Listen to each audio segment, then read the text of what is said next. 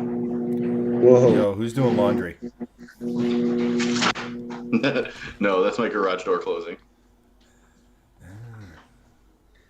Greg, is did you finally insanely loud. finish installing your summer wheels? I did. It only took 7 days.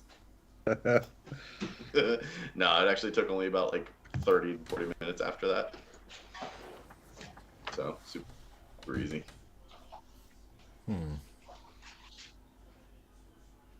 There we go. So if you guys are watching right now, start commenting. What new car are you most looking forward to?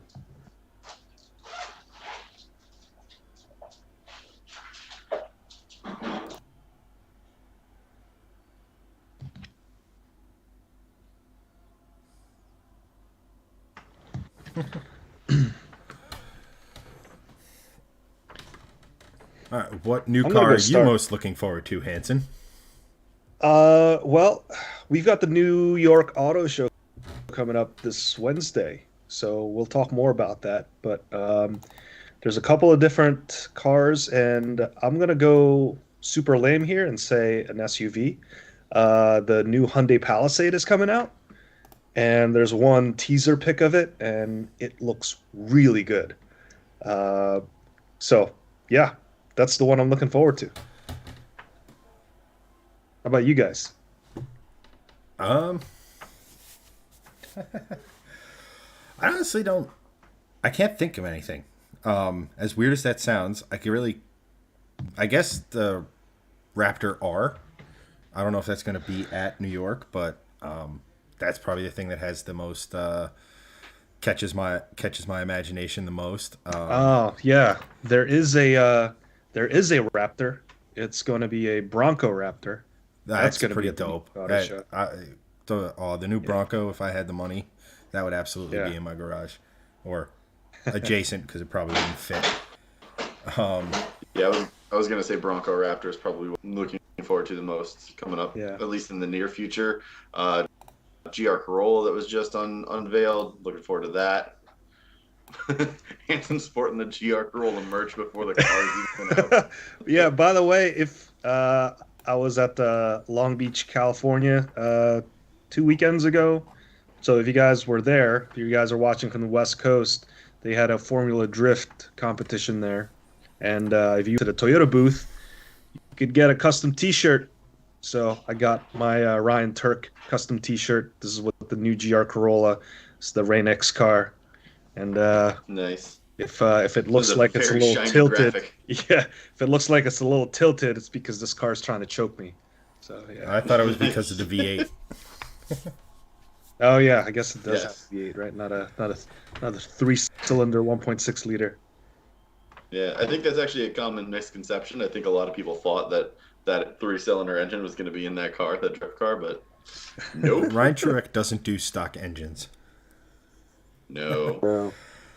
We have a couple here. The mini pickup truck. Didn't know that was a thing, but could be cool. The new Civic Type R. Um, Oh That's man, going to be good. hey, dude, that's gonna be so good. we have. They there was news recently. It set the record for front-wheel drive cars in Suzuka. Yeah, So that's. I think it broke. It broke. I think the previous year set the record, and then this one broke it by like a second. Yeah. I Yeah. think it was like 8 tenths. But, in That's lap massive on times, that track, though. I was going to say, in lap time terms for front-wheel drive cars, 8 tenths of a second a lap is a lot of time. Yeah. Yeah. Yeah. We also have fellow Chad. Now, there's no more Chads here than the rest of you. Um, he's looking forward to the Hellcat replacement, which is going to sound like. Yes, electric car joke. I'll let myself out. Oh, okay. I didn't know where you were going there. I thought you were cueing me for something. Well, you are the I sound don't know effects what guy. what kind Yeah, of placement is. I didn't know where you were going with that either, but I'm glad it was silence then. But while we're waiting for some more answers on the question, let's just run through chat real quick. Antoine, what's good, fellas? Sure. Same old. Thanks for tuning in, buddy. I think Hey, Antoine, what's going on, man? Good to Antoine. see you. I think I don't know. What do you think, guys? I think Antoine deserves a shirt. I agree. Yeah, I think so. So Antoine, if Yeah. you want to DM us your size, we'll get you a shirt. Because he's arguably the most active supporter of this stream, and it's awesome to have someone like that here and stuff like that. So, Yeah. thanks, brother. Awesome. Yes. Raphael is working on or owns a 1990 GSX Eclipse. Nice. Very good. What the heck? It's going to bother me for a second, but before I get stuck on what those were, like the Eclipses, the Talons, all those were called back in the day. DSMs. There it is. Hanson for the win. You are the left brain. Diamond Star. Yeah. Mario Rivera modifying his 2014 GT500. Awesome. I'd be really interested to see what type of mods you have you're throwing at it. So let us know. Oh yeah. Tyler rocking the 2006 Chevy Silverado like a rock, buddy. Here's an interesting one. 2000 from Tim Fogarty, 2017 GLI. That's the Jetta. That's the fast Jetta. Basically, think Golf GTI, but with no hatch and a trunk. It's receiving a limited slip diff and hopefully a no lift software, which is awesome. Wow. Make sure your gearbox can handle that, because or your synchros can, because yeah, that or just put a dog box in it. That'll also win.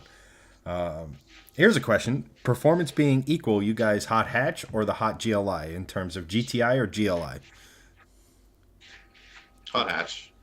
Hot hatch. GTI. No doubt. Give me the utility. Better shape. Yeah. I'll take the GLI to I'd be much rather different. have the hat. Okay. So, that you the don't- I GLI know was that's not the cool like answer a you couple would of years actually ago. give. I mean, I love hot hatches. I also like the idea of having like a hot hatch in a small sedan form. I really like that concept, even though nobody in America likes that, or hot hatches for that matter. I shouldn't say nobody, but not enough. R.I.P. I was gonna say RS. they sell pretty well. Well, we've all actually. I think that's the one form of car we've all owned, was a hot hatch. Well, in Greg's Yeah. case, I hot-ish. have one right now.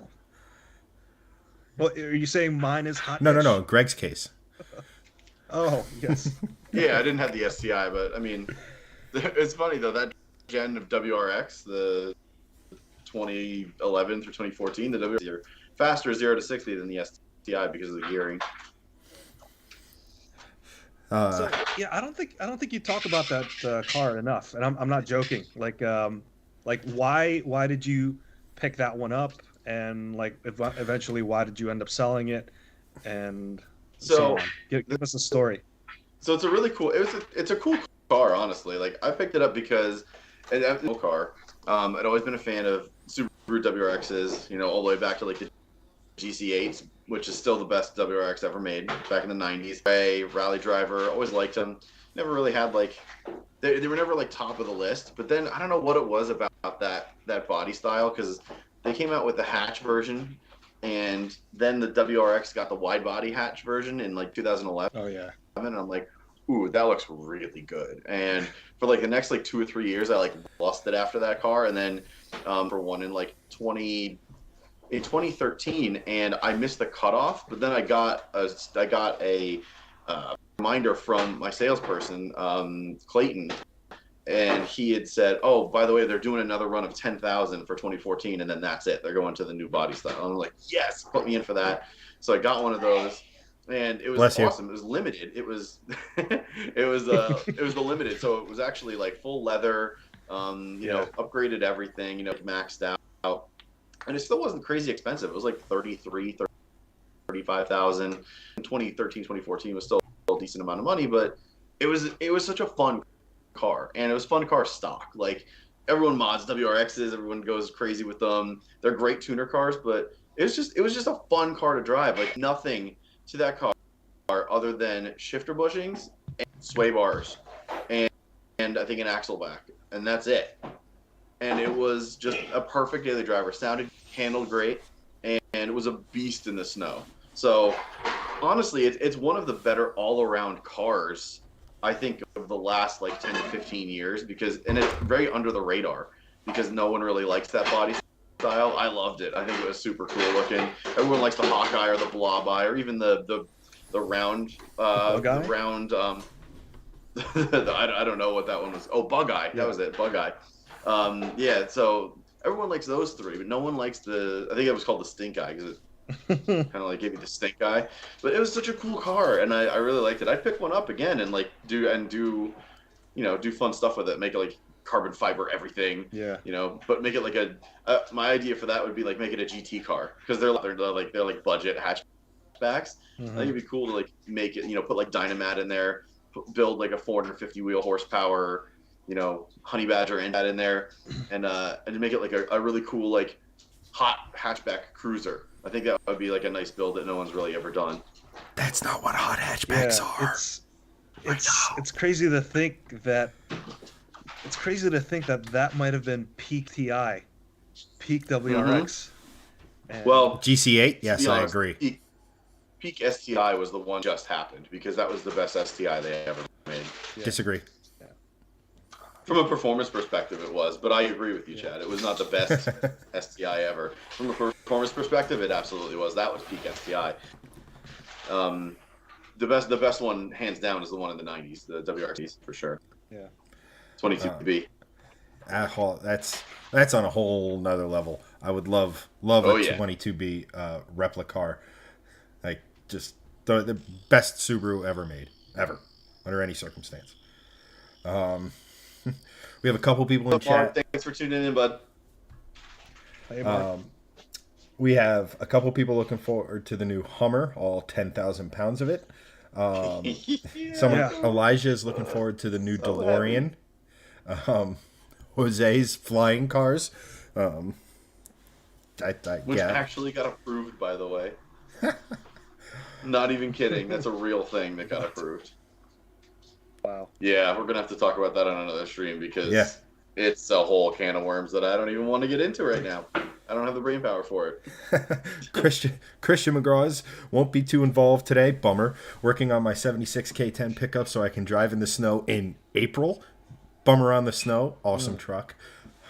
Sorry you live in Antarctica. Actually, I was filming on Sunday, and it snowed a little bit.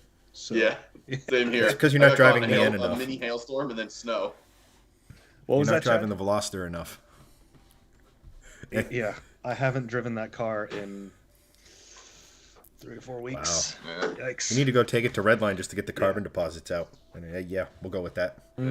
Yeah, or just Italian tuna. Yeah. Yeah. Also, John Augustine is in chat. What's up, John? Thanks for tuning in. And John is a subscriber. If you're looking in chat and you see that little badge next to his name, the little heart, that means he is a subscriber of the stream. And if you guys do want to support the stream, you can too. There is a Facebook group for us.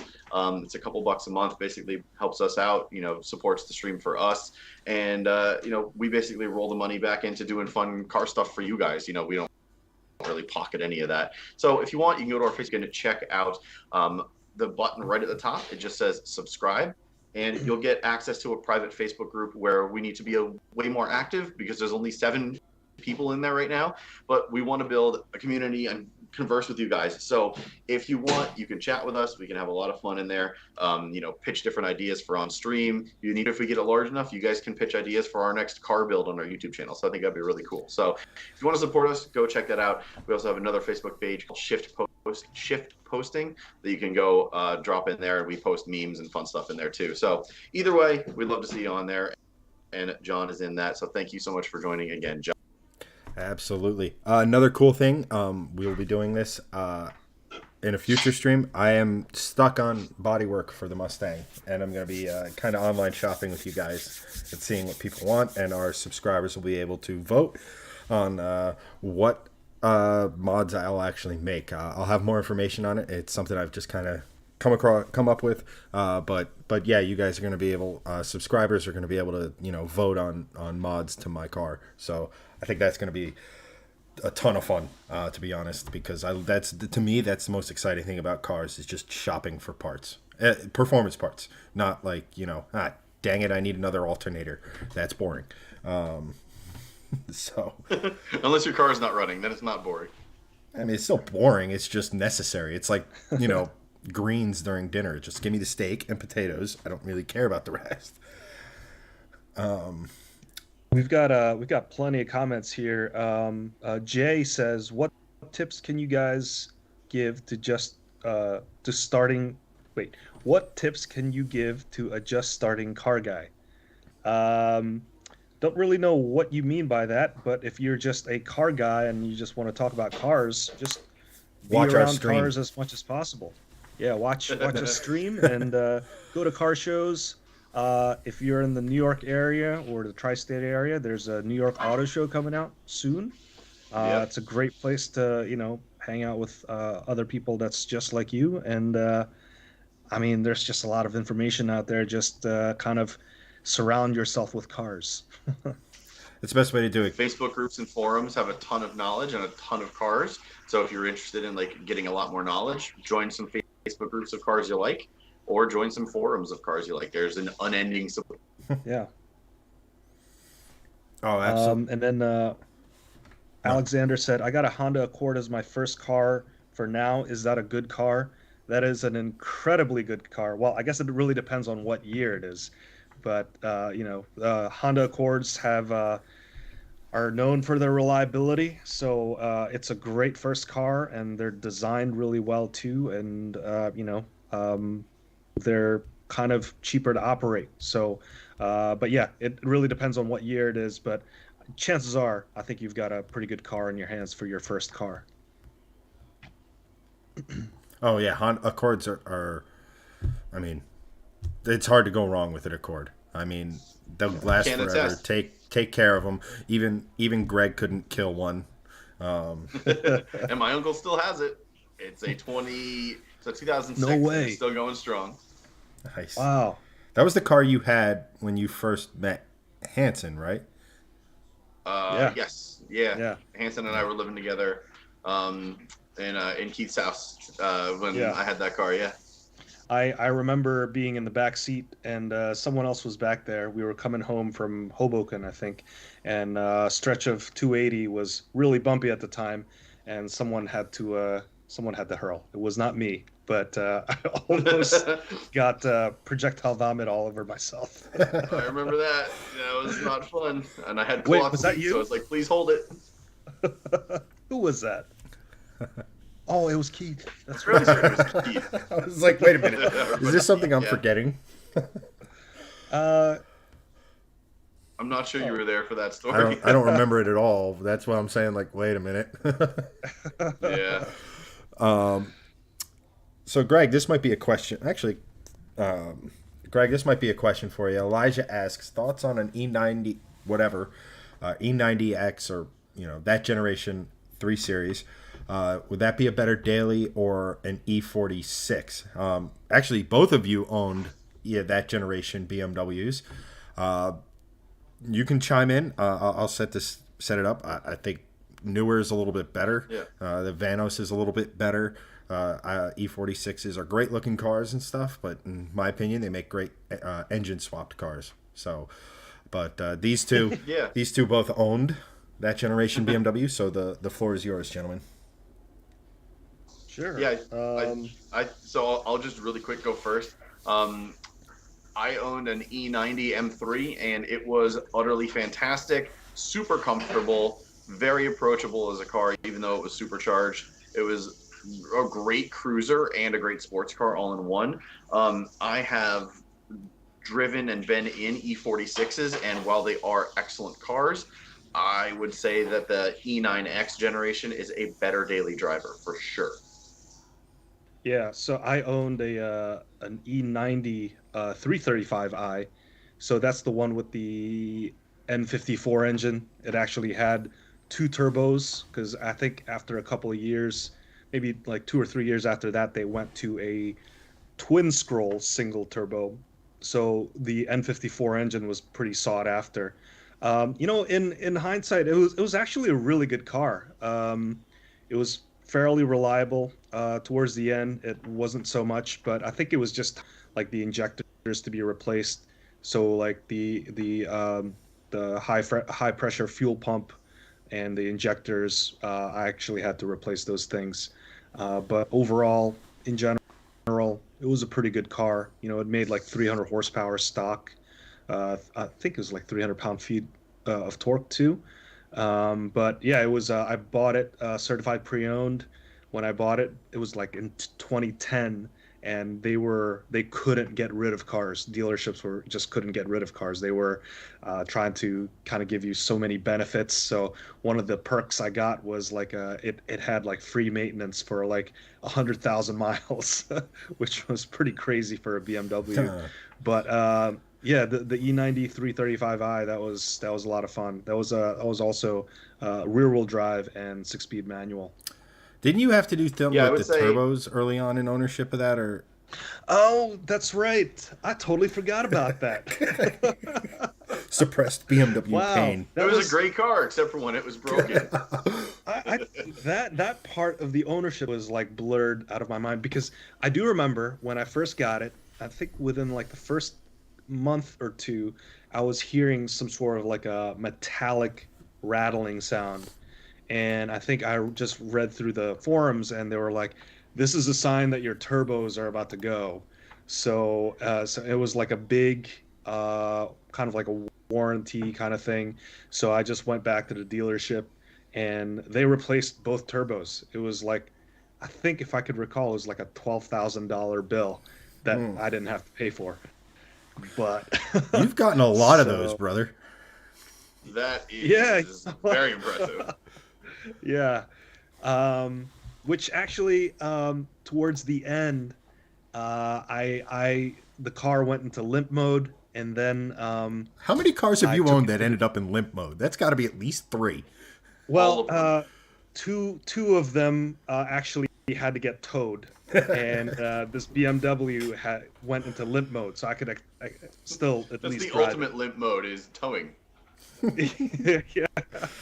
But at this time I was already thinking like I need to dump this car, and I looked at the Kelly Blue Book values is like $10,000 for like a 2007 335i. This is back in 2016, I think.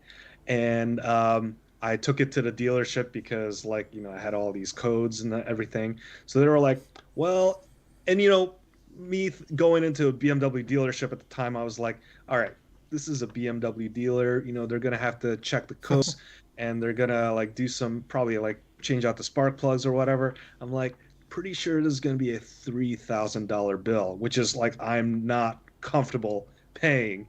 But I was like, if I had to, like maybe I'll do it. But so that was my mindset going into it. And so they were like, all right, so your high pressure fuel pump, your injectors, I think it was the fuel pump. And then like also like your clutch is, it feels like it's gonna go. I was like, no, the clutch is not gonna go. But I think they were just like, feeding me some nonsense. So they were like, with everything to be done, it's gonna cost $12,000. And my jaw just fell on the floor. I had to collect my jaw and walk out of the dealership. But I basically just said, no, let me take my car and I'm just going to limp back home and I'll take care of this myself. So the following weekend, I basically just bought some like refurbished injectors and new spark plugs for like a total of 300 to 400 bucks and the proper tools. And I was able to get it running again. So From $12,000 to around 500 total. yeah, That is yeah, a pretty insane and drastic yeah. drop. So I think you made the Yeah, right call there. Luxury car tax is they real. they were basically trying to sell me a new car, Yeah, and Yeah, 100%. yeah. Well, was that that didn't what didn't happen to be at the Morristown BMW, was it? no, it was the Randolph Oh, okay. BMW. Yeah, we had a friend who did not have a great experience with that. I was wondering if it was the same dealership. Okay. Just real quick, we have Antoine with a big question here, so just bear with me for a second. Here's a question for y'all, especially for Hanson. But all three of Oh, you can give okay. an opinion. Oh, thanks. The Mark 8 Golf R, GR Corolla, and 5th Gen FK8 Type R are now going into the 6th Gen Type R are all over 300 horsepower. Elantra N is the only one that's 276 horsepower. Not that it's a slouch by any means. I'm paraphrasing here. Do you guys think this puts a bit of pressure on Hyundai's N division to upgrade the Elantra N to a 300 horsepower high performance sports sedan in a couple of years for its mid cycle refresh from the 2.0 turbo engine Hmm. to the 2.5 out of the Stinger GT line? Yeah. That's a really good Base, question. Yeah. yeah, is that enough horse? Because Hanson, your N makes 290, 80. Two no 275. Oh, 275. how do you get to work? Slowly. So yeah. Uh, uh, does it add greater pressure? Of course. I think it just kind of like elevates the playing field. So I think a more important analysis is like the power to weight ratio. So, like 300 and 275, you're kind of close, right? But yeah, like the weight differential kind of like makes a big difference.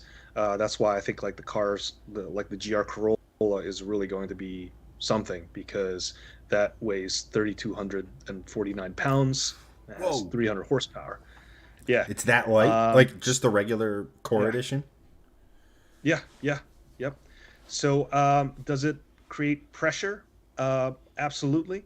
Um, but I don't know if they're gonna make any changes because it's like the engine size kind of goes with the platform, and like the Elantra N and also the Veloster N, they're both packing that 2-liter turbo.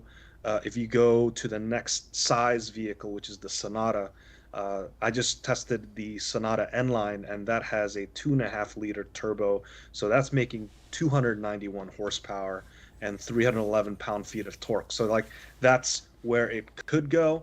I don't know if you could directly swap one engine to the other. You probably can.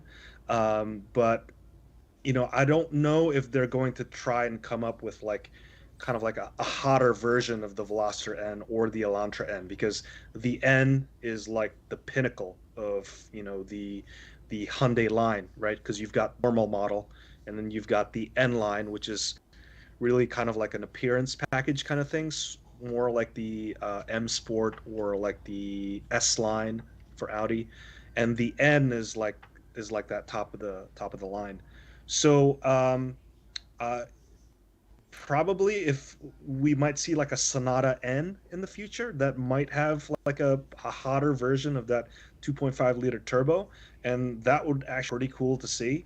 That would I'm pretty sure destroy the Civic Type R if Hyundai came out with like a Sonata N.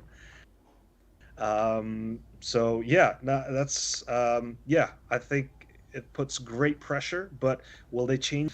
I don't know. We're gonna have to wait like a couple of years to see like how this N line from or the N from Hyundai kind of matures because they just started in 2019 as a 2020 model year, or actually sorry, as a 2019 model year. So they came out with a Veloster N, then they expanded it to the Kona N.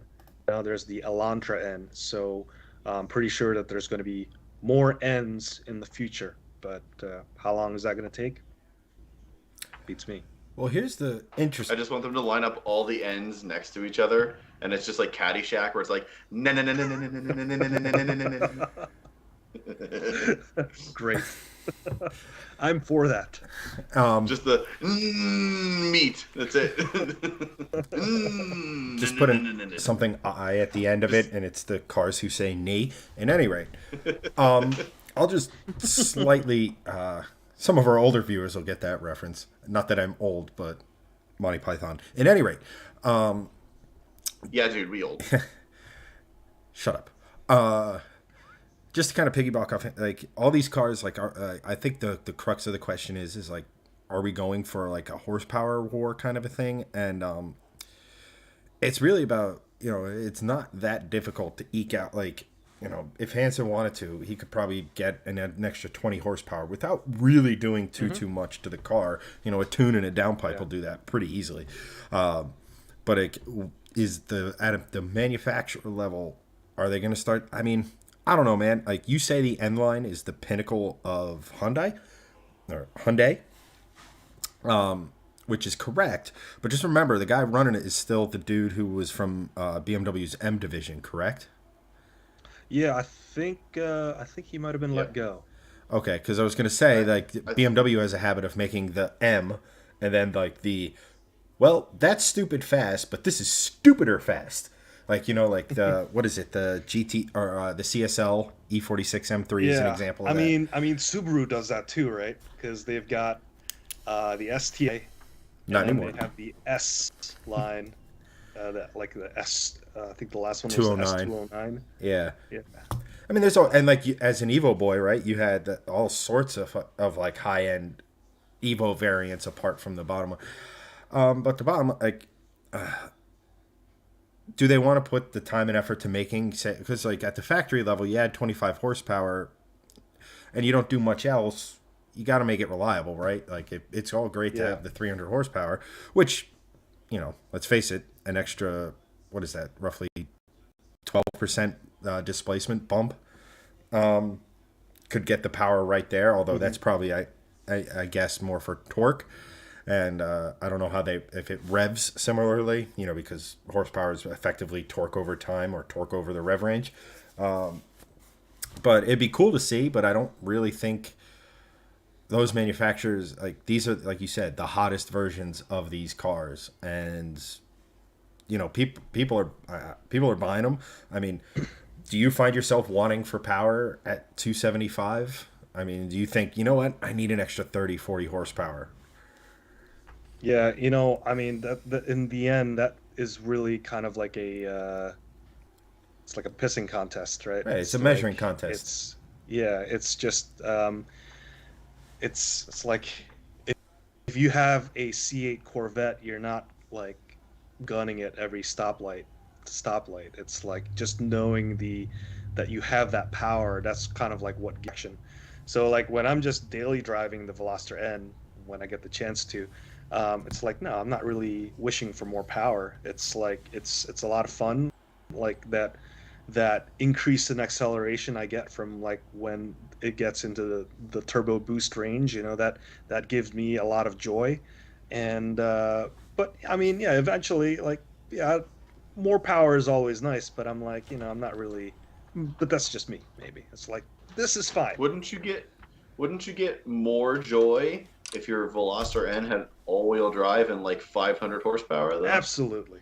Absolutely. Yeah, that's the And then if correct you answer. if you made it a little longer, say made it a sedan, all-wheel drive, 2-liter turbocharged four-cylinder engine up front, got rid of the Hyundai badge and called it, I don't know, this is just off the top of my head, a Mitsubishi Evo 9. Oh, that would be. Mm. Where's the fry meme? Take my money. Yeah. But Um, yeah, yeah, it's no, totally, totally. I think that brings up actually another pretty interesting point amongst kind of the three of us, right? You know, I don't think there's much of an argument disagreeing with the fact that Hansen is the most sensible of the three of us and gets the core of most things. And then you have Greg, who likes a little bit more, and then it's like, you know what? I've said it routinely on this stream that 500 horsepower in the Mustang is almost perfect, and I am definitely looking forward to making it over 700 horsepower. That kind of says we're. which actually which actually answers one of the questions in chat. It's so funny. Tyler Pollock, what's up, Tyler? Thanks for joining. How are you liking your new Stang? Any issues after your purchase? So, in answer to that, Chad has now 500 horsepower in his Mustang, and he's shooting for 700. So, Yeah, no issue, no issue, no issues. no is the issues answer outside there. of a couple recalls for the like the door latch mechanism, or I guess it's a switch in the mechanism. It's not like the doors wasn't going to fly open, say at 110 miles an hour in the quarter. But and then finally Ford, and it's crazy to be excited for this, but finally Ford said, "Wait a minute, we did a recall on the backup camera for the 2020 model year, and oh look, the 2015 and later model uses the exact same design. Maybe we should do a recall for that. That's actually this. And I'm finally getting my backup camera fixed because that was one of the big things that bugged me for a while. It's an amazing piece of kit. I mean, it's fun. Obviously, I have a lot of mods planned for it. Currently, the that's what the C30 is doing. It's kind of holding Mustang parts. Sorry, That's okay. but It's a hatchback. It's supposed to do those things. yeah, but it's. I would make an argument that it's one of the most unpractical hatchbacks ever made. Oh yeah, for sure. It's a two. I mean, it's a two door. Not even that. Not Two even door that. Just hatchbacks. the hatch itself is tiny.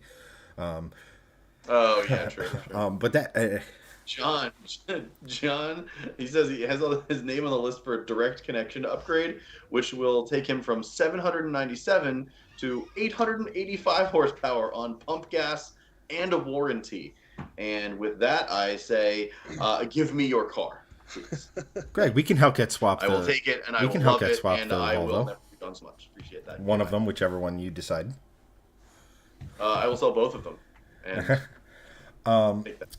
We have just real quick, wanted to touch on it.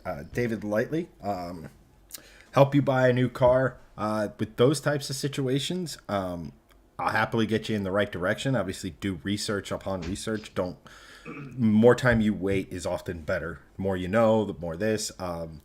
Greg can put in the comments that website you use for like all the service stuff and the bulletins and that you were doing for your what to knows. That's a great resource. You know, it's all about what you want, what you can afford long term, and what you can afford maintenance wise and things of that nature. Being able to do all that research, like we again help steer you in a similar direction, but like a new car is so wide ranging, needs, affordability.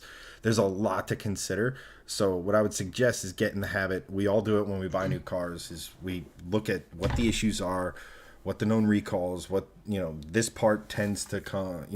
Like another thing with the Mustangs, they tend to have corrosion issues on the pinch welds at the front of the hood. Something I knew going into it, but since I'm replacing the hood eventually, I didn't care. And it's not that bad. So do the research, be prepared to wait, be prepared to go. It's not really going to work too well in this kind of climate, especially with whatever the hell bug is in Greg's house right now. Can you guys hear something? But there it is again. No, seriously, can you hear it? There's nothing. There's nothing in my house. There's no sounds. It's just me. What's happening? Well, then you're vibrating awkwardly. Greg, he was accusing me of making other sounds too before we started the stream. So you might want to check your equipment there, Chad. I mean, ghost in the machine. Of the three of us, mine is the most. To answer your question, David, you asked a couple times, can you guys help me get a reliable car? We're not a car dealer. We can't help you actually get a car. We have no, we're not a dealer. Yeah. We don't finance anything. We don't. We can suggest different things. Toyota, very reliable car. Get one of those. Hyundai, also get one of those. Honda, get one of those. Yeah. Other than that, those are, I'd say, it's probably the top three most reliable car brands at this point. For just daily drivers, so I would go with one of those three. Good luck. Yeah. Good luck in your search. And if you want, just do your general knowledge searches on Car Gurus is a great site to find cars. I would avoid Carvana right now. They're having a lot of issues with people saying that they're not getting titles for months, if not years on end. So I would avoid Carvana right now. So not good. But yeah, Car Gurus. If you can find a car at this point, I think you're winning, just because there's so little supply out there right now. So, yeah, we can't help you in that sense, but we can always suggest cool stuff for good reliable cars for you. But for us, Toyota, any Toyota is a good buy. Yeah, and just to kind of emphasize on Chad's point, but yeah, budget. Kind of go to Google Drive and then pull up the Google Sheets and just make a spreadsheet of all right, what can I actually afford? How much do I make? what kind of car can I actually afford, and also um, budget into maintenance because it's like the reason why newer cars are like much more expensive is because they have the that amount that's going to depreciate, but also everything's newer. So it's like older used cars are more affordable because you're going to have to pay for that differential later on down the line in the form of maintenance or replacing parts. So just kind of budget that, it could be like a fudge factor into like how much you could afford. So, basically when you do buy the car and when you live with it, that, when the surprises come, you're not, taken by shock. So, have a budget. Absolutely. Um, Really, 10. really good question from Adam, actually. Just going to the next one. Adam Smekin, 2 year anniversary follower. Thank you for following us for so Sweet. long. Appreciate it. Hope you're enjoying all the memes and the streams. Will we ever see another inline five cylinder once Audi finally lets the RS3 or TTRS go? Um, no, we will not. It is a criminally inefficient engine, and with everyone moving towards efficiency, and EVs and more efficient engines and hybrids and blah blah blah. No, that'll probably be the last five-cylinder we ever see, I would imagine. If Volvo dropped it and Audi's the last, they'll be the last. So if you want a five-cylinder engine, go pick up an RS3 or a TCRS and stash it because it'll be the last one. I pretty much guarantee that. And those things can make crazy power too. Like those Yes. things are nuts. Like the power those If cars if you are. if you guys watch Hoonigan versus the World, um, the Hoonicorn, the only car in that whole series that truly gave it a run for its money was the RS3. It was on about 1,000 horsepower.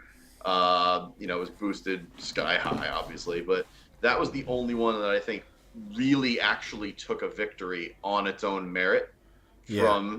from the Hoonicorn. Before they just dialed the boost up, and the Hoonicorn just was like, nope, and it just effed off super fast. But yeah, that was the only car out of everything that's been there. I think the only other one that maybe had a chance was Rob Dom's four rotor, but No, just that was because of like how way. much. He, But it's like, but that car maybe like really dialed in would have well, been it's close, I think, but it wasn't obviously. But the only one in that series that really kind of yeah, the first series. would Well, put took it Rob. to the Hoonicorn was an RS3, and it was a drag car, and it Yeah. was serious, and it's Well, they awesome. did a giveaway car where they did light bolt-ons and were making 500 at the wheel on like regular pump gas. It was those engines are nuts, and they obviously have that great five-cylinder sound. And the bug's back.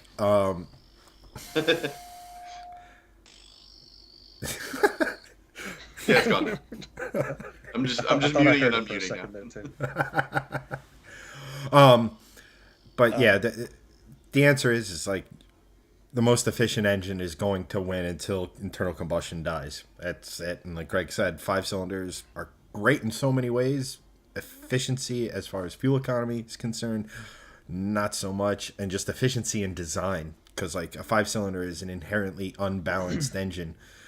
So it needs a lot more attention than even, say, like a four cylinder and things like that. So, which is why I think, honestly, why like you see these new car companies, Stellantis with Dodge, with Mercedes, Mazda, you're seeing the return of the straight six because it is one of the smoothest, most efficient engines as far as just movement and things like that. The requirement for things like balance shafts isn't really there in a straight six.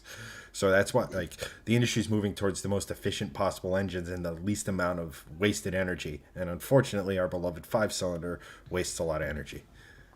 I'm gonna make a bold call here, and it's probably not as bold, but considering that the GR Yaris has been out for 2 years, and then the GR Corolla just came out, both the same 1.6 liter three-cylinder engine. Curious to see if other car companies will develop their own three-cylinder engines to kind of give them better fuel efficiency. So, um, maybe that's, we're reducing the number of cylinders eventually. So, like, yes, we won't ever see five cylinders anymore, but I'm curious if the trend is to take the four cylinders and kind of downsize it even Well, more. Cylinders used to be like the joke, right? It's like, oh, you have a four banger, it's like that's a really, really weak car. it But is. then Yeah. now it's like, all the cars that's like setting records and are highly sought after, they're all four cylinders with turbos, massive, massive turbos. Yes. Yeah. Yes. Well, Four Ford makes a cylinder three with a cylinder. turbo the size of the four cylinder right next to it. But no, it's cool. It's both cool and sad because I'm like stoked to see so many straight sixes coming back. Like the the the Stellantis or Dodge one, 500 horsepower straight six. Like, yo, fire me up. I think that I think that needs to go in the 240, Greg. To be honest. I mean, I'm down. I'm down. I'm down for anything in a 240. 240 is a great swap platform. The Volvo, not the drifty Nissan. Both of them, honestly, they're both very good swap platforms. Yeah. Um, Doug's asking, whatever the brand, certified by factory is a smart way to go if looking pre-owned. Generally, yeah, that's a good advice, I'd say. Uh, but I think uh, the how they, I think how certain dealers classify as like certified pre-owned, I feel like it's really just looking at it from like a value perspective. It's like, yeah, I guess they do some inspections, but it's inspections that they could kind of like normally offer as a service anyway. But yeah, they'll do that, but then also it's like depending on like the amount of miles, like the age of certain things, they could comfortably say like, oh yeah, no, we'll kind of extend the warranty of this thing because we feel like it hasn't aged as long as like other cars that we've run across. So it's like, it's not necessarily like they've done much more rigorous testing on it or like examination of it. It's really just like, like these cars are less old than these ones, so we're gonna certify pre-owned these things. Yeah, but that should come. And when buying any car, you shouldn't take the dealer's word for it.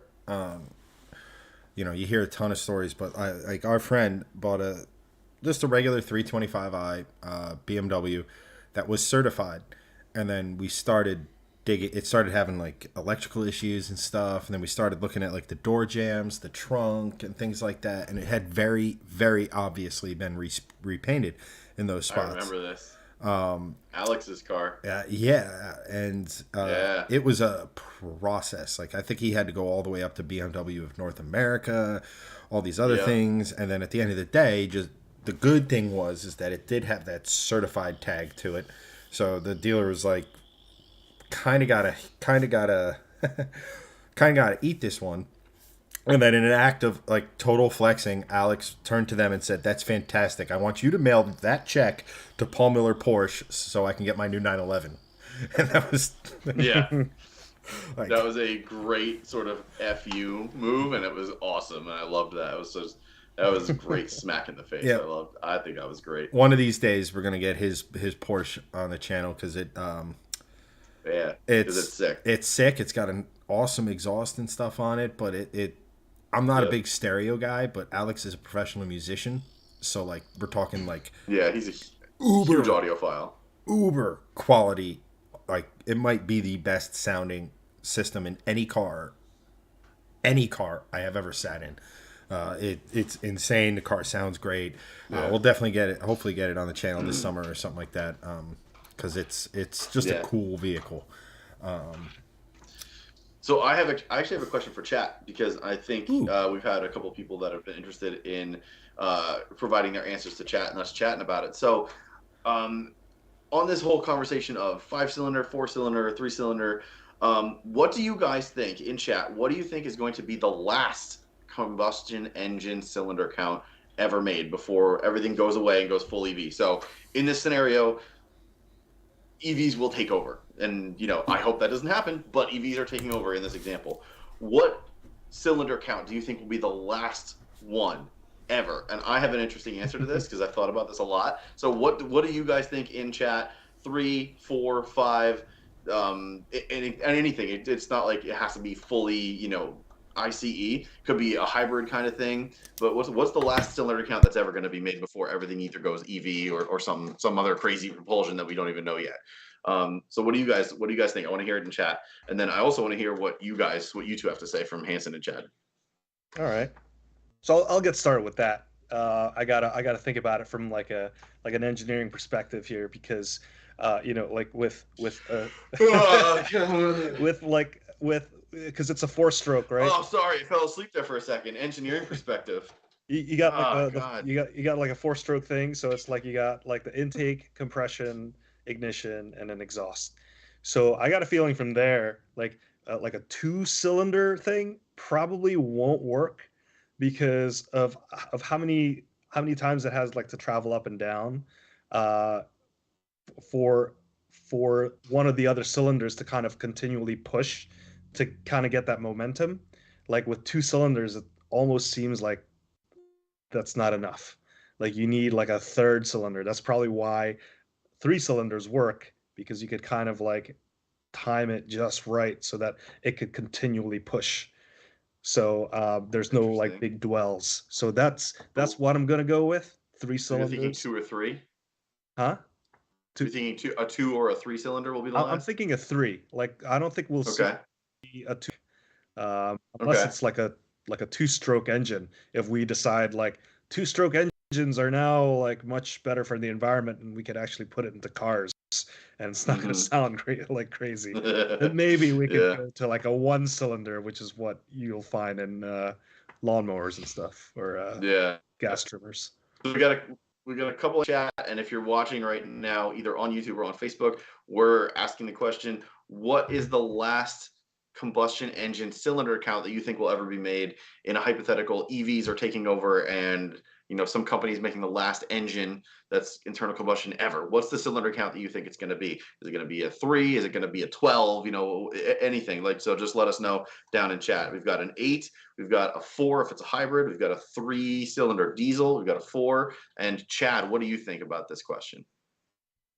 Well, not to disagree with the great Professor Hanson here, but I honestly think if you look at where people are going and who's like hanging on to internal combustion, right? The big manufacturers have already said, here's our deadline. This is going to be the last ICE car we make, and they kind of go from there. And then you look at some other car companies. I'll say Porsche, for example, who's investing a ton of money into synthetic fuels. So they're obviously going to be like one of those last holdouts in internal combustion. So what is Porsche's most famous engine? It's the flat six.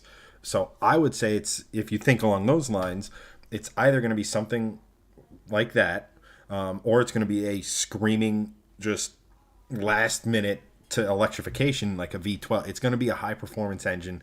I'm gun to my head, I would say the flat six from Porsche, but I wouldn't be surprised if it's like some like monster or hybridized V12 or something like that. Interesting. Okay. Okay. So you've kind of gone the other end of the spectrum, which is cool. I like that.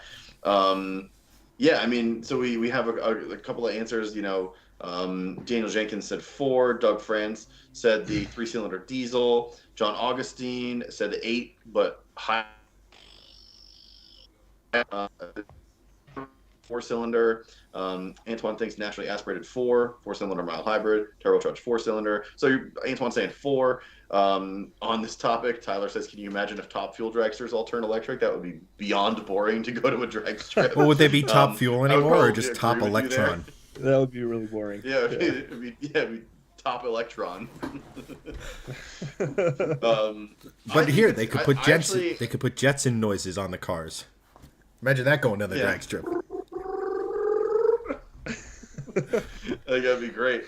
This is why I'm glad actually John went right where I was going to go. I think it's going to be a V8 because I think some company is going to hang on to the V8 for so long that it's just going to continue to be in production, whether it be Chevy with like the LT4s or some form of LS, or something. I think some company is going to have a specialty car that has a V8 as a sports car or like a special heritage edition, whatever down the line. I don't know. I have this weird gut feeling it's going to be a V8 just because the V8 has been like such a versatile engine throughout the years, back Yeah. all the way back into the, 60s and 70s and 80s. Those 3 decades, the V8 really kind of like made its presence as like the go-to performance engine. V12s weren't reliable from Ferrari. They were so high strung and they were so expensive. Four cylinders weren't really in mass production yet. They weren't really there. Sixes were there, but V8's really like the performance. And I don't know. I just have this gut feeling the V8's going to be the one that outlives everything else. Yeah, I kind of like that. I kind of like that perspective because it's like, even though like in the, we're probably near or just past peak automotive, and we're Yeah. already talking about like the death of the internal combustion engine. Like, we look back to, just like look at other devices that we use. Like, we have, MP3 players or our phones, but people still go back to like vinyl records and stuff like that. So I'm pretty sure that there's going to be a unique market for it where people there will be companies that, build kind of like these bespoke, classic cars with like Mm-hmm. internal combustion LS engines. will never And die. they're not going to be Yeah. like, oh, hey, here's a four-cylinder turbo engine that we got from, a Hyundai, Veloster. an old Hyundai. They're going to revive that classic V8, naturally aspirated, because just, from the get-go, the sound, the feel, the rumble is like really unique. And like, I think that's what people would want to go for rather than just, best mileage kind of Yeah. approach. Right. So yeah, on top of that, continuing the topic, what company do you think will be the last one to do that? Porsche. Do you think The- Porsche's still with that flat six? Any internal combustion engine, but like again, look Okay. at who's investing in engine tech that goes bang. And it's Porsche. Sorry, John. Sorry to interrupt you. John just goes. This is a sad subject. EVs have no souls. I'm sorry to bum you out, John. Yeah. I didn't mean to bring you down. EVs have Greg bringing automotive enthusiasts down since 1984. I'm just trying to keep you grounded. And then Daniel says something interesting, especially when you think of like the likes of Mazda and what they're doing. He says we need more rotor motor builds. I firmly disagree, but there is a niche of I get My apex seals. apex seals, side Yeah. seals, springs. Like it's basically it runs into the same problem as two-stroke does, right? Like you need to lubricate during the combustion stroke or rotation or Yeah. whatever you want to call it. So all right. So you say Porsche, because for anything. Hanson, what about you? Oh, I mean, I was gonna go with like the big three, but like they're under the greatest pressure just because of their size, like it's like they have to kind of bend to, what people are clamoring for. So it's like, Right. I feel like they're really not the companies that will, toe that V8 line. I got a feeling it's gonna be some small company somewhere. I don't really know. I Well, don't that's know. actually a really interesting point because you say like the economic pressures and things like that to get rid of internal combustion or pollution in general and stuff like that, which kind of makes me think, okay, who are the biggest like polluters outside of here? And then I start thinking, well, maybe there's hope for our Volvo friends and being owned by Geely because China don't give a fuck. Like, let's just be real about it. Yeah. And so they'll probably be like, they'll probably be making internal Probably. combustion engines longer than anybody else because Hey, wouldn't it be funny that the last internal combustion engine would be a 5-cylinder? That would be something. That would be just I would love conversation. that. full circle. I like what you did there. Would love that. Also, Bella says hi. Hey, Bella, what's up? Thanks for joining the stream. Right now, we're talking about last internal combustion engines, what you think the cylinder count would be, as well as the company. What company you think is going to make the last one ever? So, I agree with both of you. I think those are two really good picks, honestly. I think it's going to be a mainstream, small volume company. I have two. One of them is like, it's like 1A and 1B. One of them's totally off the wall. But 1A, I think it's going to be Ferrari.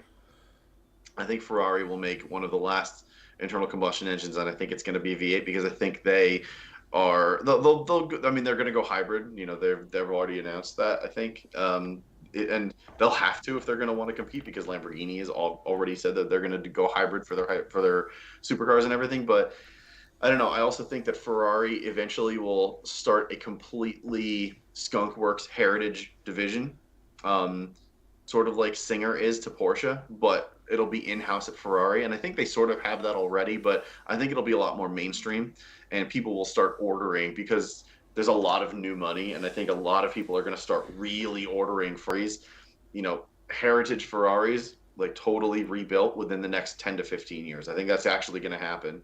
The other one actually is Jaguar because they have that division currently, and they're starting to rebuild old cars in that respect. Hmm. Um, they have done a bunch of old D types, the race cars, which is really cool, and they are doing older versions of the E types and stuff like that. They're actually restamping some of. They still have the stamping, so they're restamping the bodies of these old cars and stuff like that. I think is really cool, and I don't. It's way too new to have that happen yet, but I could see them doing the XK line again or the F type again, maybe like an Yeah. XKR 25 years from now, or an F Type 30 or 40 years from now. I could see them trying to redo that a couple thousand a year down the line if we still do have internal combustion, uh, you know, Yeah. abilities with synthetic fuel or still old dinosaurs burning the dinosaurs down the line. But I think those two could be potentially have some really interesting things coming up because there's a lot of heritage there and a lot of people still love both of those companies like to the grave. So I think Yeah. first Ferrari, second Jag. Yeah, because you actually bring up a really interesting point. And by the way, like kind of like a heritage builder for Ferraris, kind of like even though Singer and Porsche are not related, but Right. kind of like the same concept. I'm totally down for that. I think that would be really cool.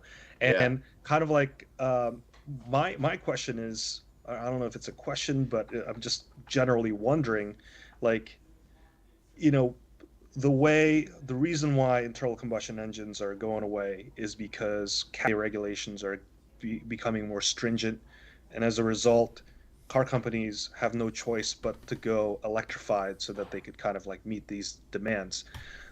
But what will the laws be like for companies that don't sell new cars, but more like maybe like refurbish older cars? So it's like, will they not be beholden to the same stringent, cafe regulations? Like the Hmm. fact that they're not building new cars, they're basically just refurbishing it. Um, will they be beholden to those regulations? And if not, then maybe that's what could be really interesting for automotive in the future is that you're going to find like all of these old cars restored to, and it's going to have like some crazy brand new performance for internal combustion engines. It's going to make so much more power because of like we touched on fuels, like alternative fuels earlier. They're going to have like higher octanes, run higher boost. So all of these older cars with like internal combustion engines, they're making much more power. That's a potential future, right? Yeah. I think with those heritage things that hey It's Siri, tell triggered Chad to shut Siri. up. Um, Ha! I think that. Oh my gosh, I didn't think she'd actually do that. Yeah, send it. Oh man, that's hysterical. I didn't think she'd actually pick up on that on my phone right here. Um, with that heritage thing that you're talking about, I think that with the cafe regulations, I think they'll get away with it because it's always about volume with things like that. So if they're only doing like 100 or 200 a year, there's no way that they would be beholden to those regulations, especially if it's heritage stuff. Yeah. So if you're doing many hundreds of thousands or tens of thousands of cars, yeah, I mean, you're definitely going to be under the gun with the government from any country. But super low volume stuff, you can kind of do whatever you want as long as you have the safety equipment there. You remake an E-Type, put an airbag in the steering wheel, and I think you're pretty much good to go in most places. So don't quote me on that. Well, if But you get if you're they going don't down the have to safety say, rabbit hole, cars from like the '60s, '70s, and stuff can't yeah, exist today. Just Yeah. their right, shapes, but exactly, like it comes down right, to what's going to be allowed, right? So in right, with Singer, or he does, or Magnus Walker, or any of those guys who play around with those Porsches and stuff like that, they're resto modding them, so they're getting more power out of the engine, doing this, doing right. that, and stuff like that.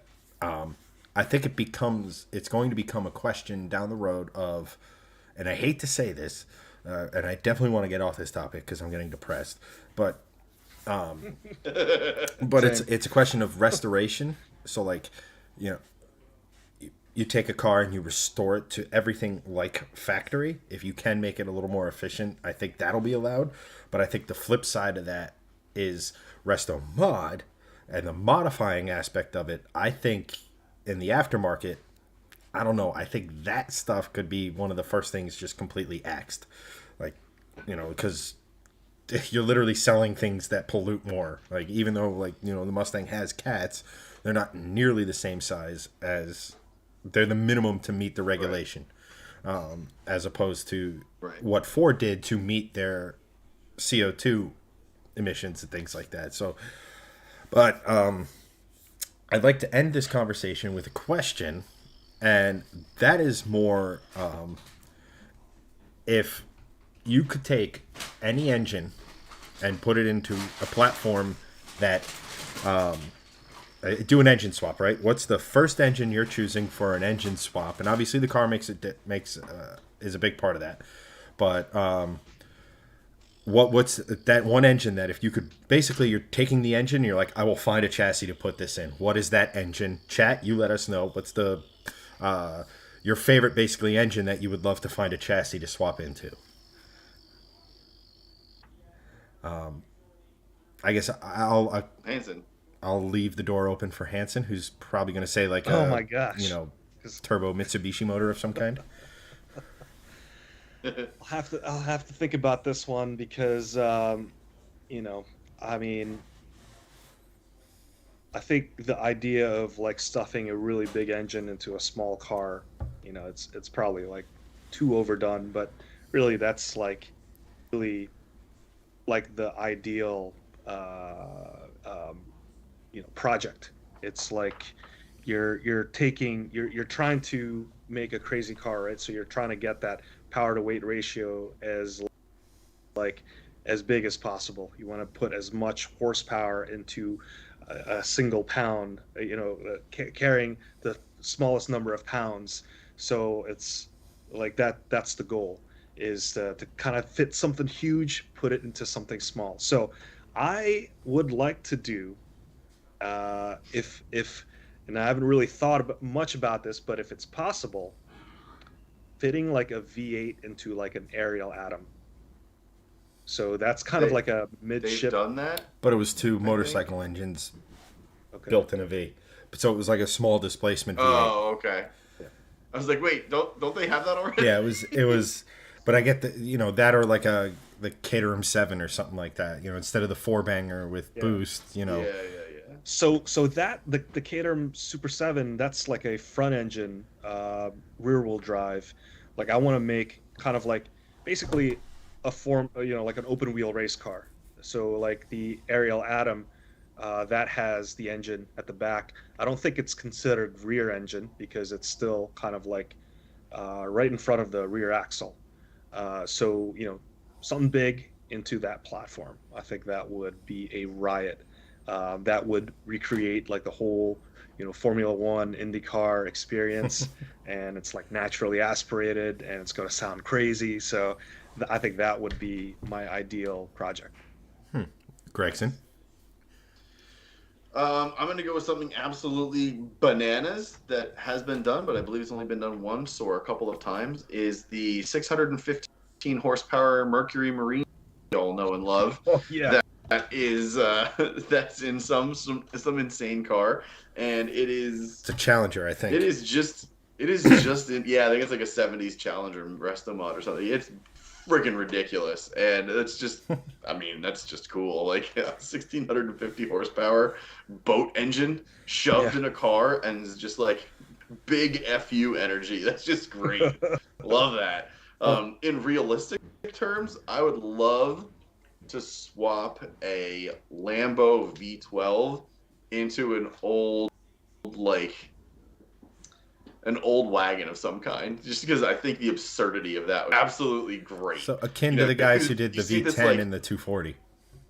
you could fit a that's actually interesting. There is a guy on YouTube that is throwing a Lambo V10 into a 240. Yeah, that's what I was saying. Like that, but more. Yeah, yeah, yeah, exactly. Like, could you imagine like rolling up to a stoplight and seeing like an old classic American wagon, and it just sounds like an Aventador?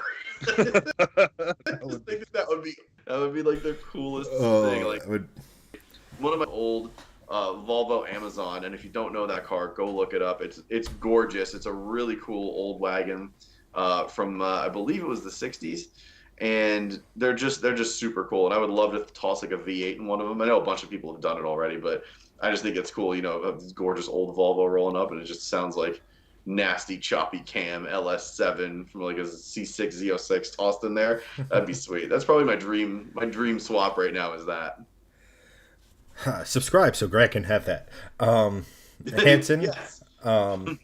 Doug has a suggestion for you. He says, why not just get a Dodge Tomahawk? It's not really a car, but big engine, small vehicle. Yeah. I'm actually gonna have to look that up. It's a Viper powered quad. Oh, okay. I have seen this. Yes. No, that is you could not pay me to write it. Oh man. That reminds me of another motorcycle which put like the engine out of the 458 Italia. I think they put that in a motorcycle, and I have to find What? it. Yeah. Yeah. It's They put a Ferrari V8 in a motorcycle? yes, I believe so. Well, it's Holy shit. it's the same V8 as the Maserati. So whatever.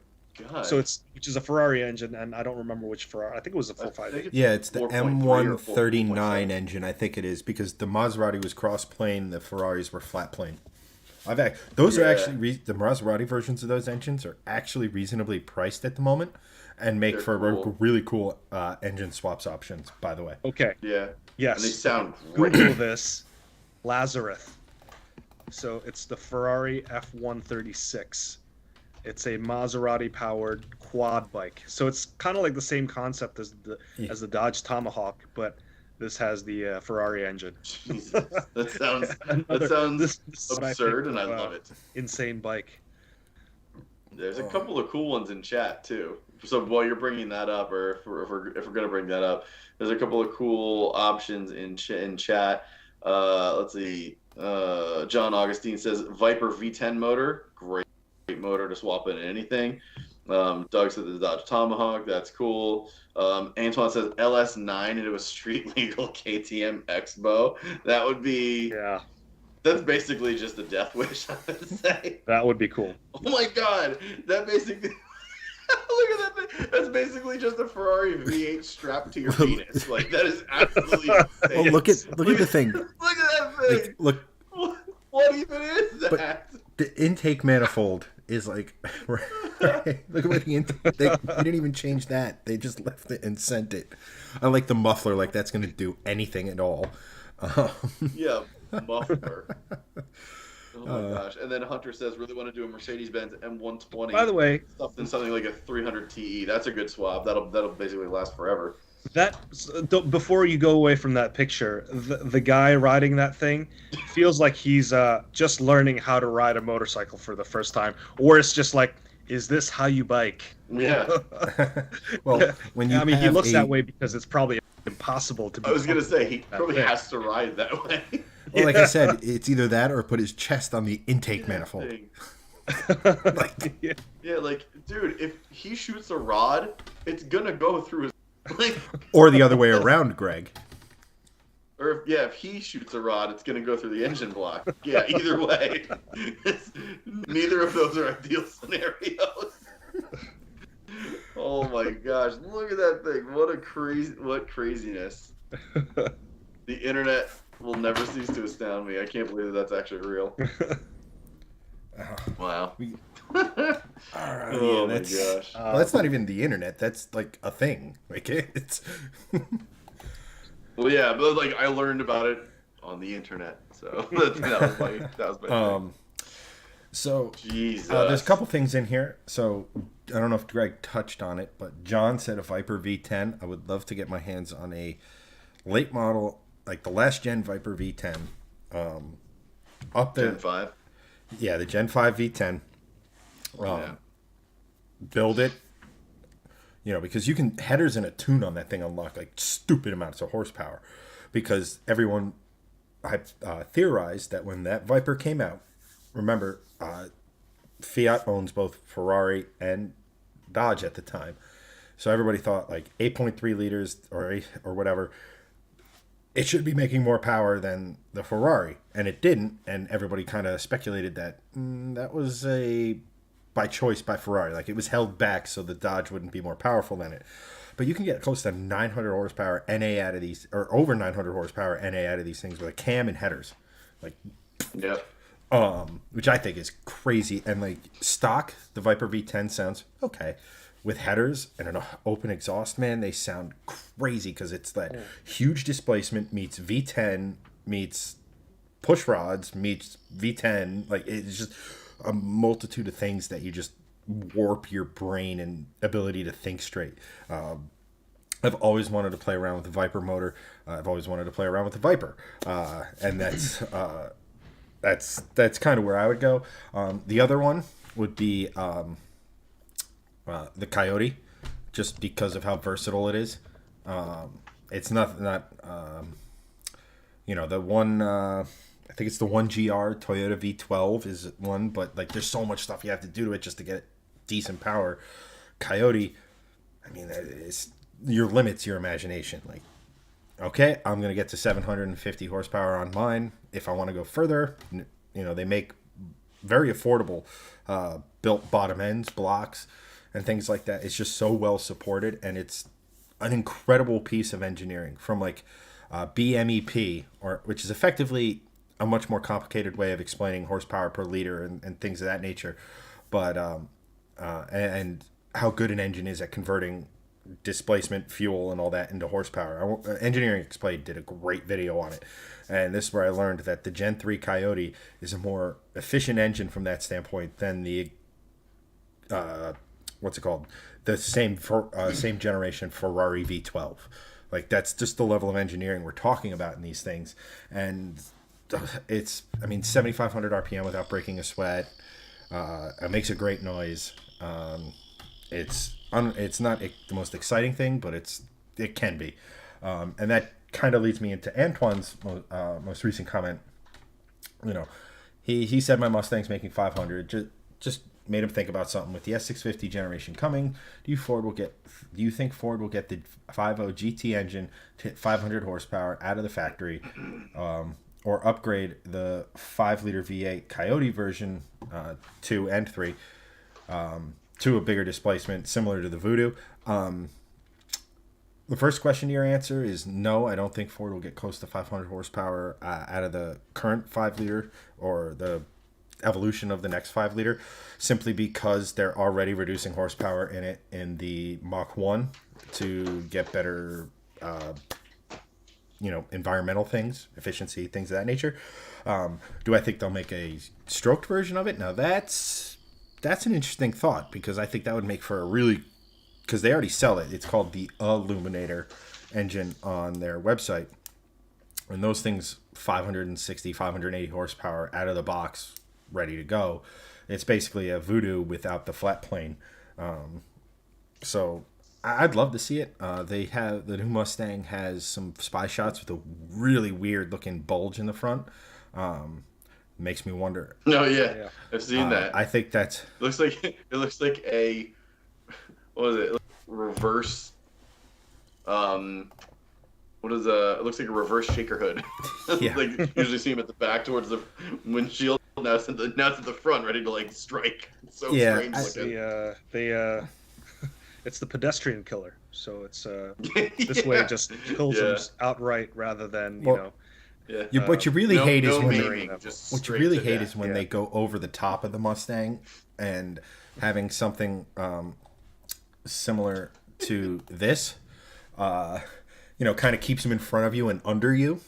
I honestly think they have some sort of there's something going on there. Probably, if I had to guess, it's either an different intake manifold, or some form of boost that requires extra cooling, i.e., like a supercharger or something like that. It looks like there's like a twin air mattress coming out of there. I don't understand. For pedestrian know- safety. This is the Overlander version. I wouldn't be surprised if it's just like a new hood design, like a new bulge in the hood, Right. and it's just to kind of mask that. Oh yeah, it They totally just is. go a little too crazy. Yeah. But yeah, I mean, you need a bigger hood for a reason. So yeah, Yeah. interesting. Yeah, what's like it'd gonna be under interesting to there. see, like to Antoine's point, like they you put a 5.2 as like sort of the Gen 4 Coyote, even though again Ford already makes it. $20,000 for that engine too, which is, That's crazy. but it's a hell of an Hey, engine. while we're on the subject John. of Mustangs, do you guys see that picture of the interior shot? No. So they yeah, there's a right there it is right there.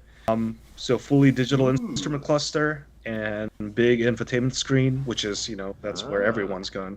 But it's kind of cool to see Interesting. like the color palette that they've used there. I kind of like it. I like dig some the hell out of it. orange. Well, like you knew they were Yeah. kind of going in that direction because they went Yeah. digital with the mid-gen refresh of the S550. So Yeah. my Mustang is all analog gauges with the small little display that shows actually a ton of information for a stock car to be able to tell you like your air fuel ratio, your cylinder head temp, oil temp, pressure, all of that stuff, like all the stuff you would find in a few years ago in like the best aftermarket ECUs is at my disposal in the Mustang. But when they went to the 2018 model refresh, the whole gauge cluster is digital. So this feels like a natural evolution of that. It's nice to see that it looks like they're going with flusher screens, more contemporary styling, because that's the one thing that kind of dates the system is it's a little clunky and Yeah. that. But no, that's Looks like they're going with a flat bottom steering wheel there, because you have a completely round steering wheel, right? excellent question. I should really know the answer to this. You should. Yes, you do. I'm pretty sure Answer I'm that pretty sure question. I'm pretty sure I do. I never Yes, really you pay do. attention to the bottom of the steering wheel. Now that's kind of hilarious. Um, but yeah, I The mean, best you could. mods you can do. Yeah, I mean, steering wheel's on the list, but I'm also not as short as Greg, to where like the angles of my legs at the steering wheel are such a huge problem. But it's on the list. I would eventually like to get a carbon fiber wrapped in like either Alcantara or a really nice leather steering wheel. Yeah.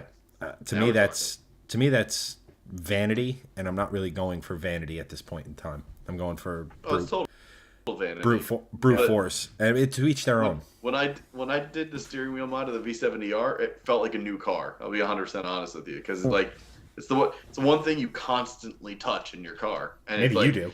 You're doing this, and you're like, okay, well, my steering wheel's fine and whatever. Then you get a new one, and you're like, wow, holy shit, this is amazing. And you like this shit, like it's one of the most underrated. It's expensive, like a good steering wheel with like custom stuff, carbon fiber and blah blah. You can run you like $2,000 in like a budget car, but you could get them basically rewrapped from a leather shop. You just take your wheel off, throw it at a leather shop. Like they can do it for you, a couple $100.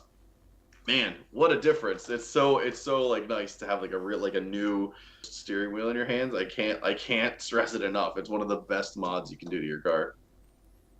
But it is By the totally way, fancy. switching topics, Antoine's got a really good question. And by the way, thank you so much, Antoine, for giving us all these awesome questions. Uh, he says, here's a question for you three and for the chat. What's a car from another country that did not come to North America that you'd mind owning and living with long term as your daily driver, commuter car, and kicking it car all in one? I think I know Oh Hanson's man, answer, so let's go to Greg. all of them. I wish we got so many other cars that we never got. Like, Name one. um, name one right now. Any BMW performance wagon.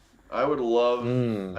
I think we got like Oh, some the storage normal space to VW carry all the wagons. extra Vanos.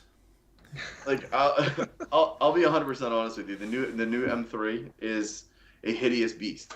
However, there will be You aftermarket know, solutions. No, no, you're disagree wrong. with It is you. hideous, and you Yeah, You're are not going to win incorrect. this one, From a Hanson. disagree with design you. standpoint, it is one of the The worst designed cars of Yeah, the beaver all teeth. time. Mm, It really Well, is. you know, However, with the M4 and well, M3, they look pretty good hang with the on. black and the whole, the They That's it. are. beaver You're getting teeth that muted. look pretty good.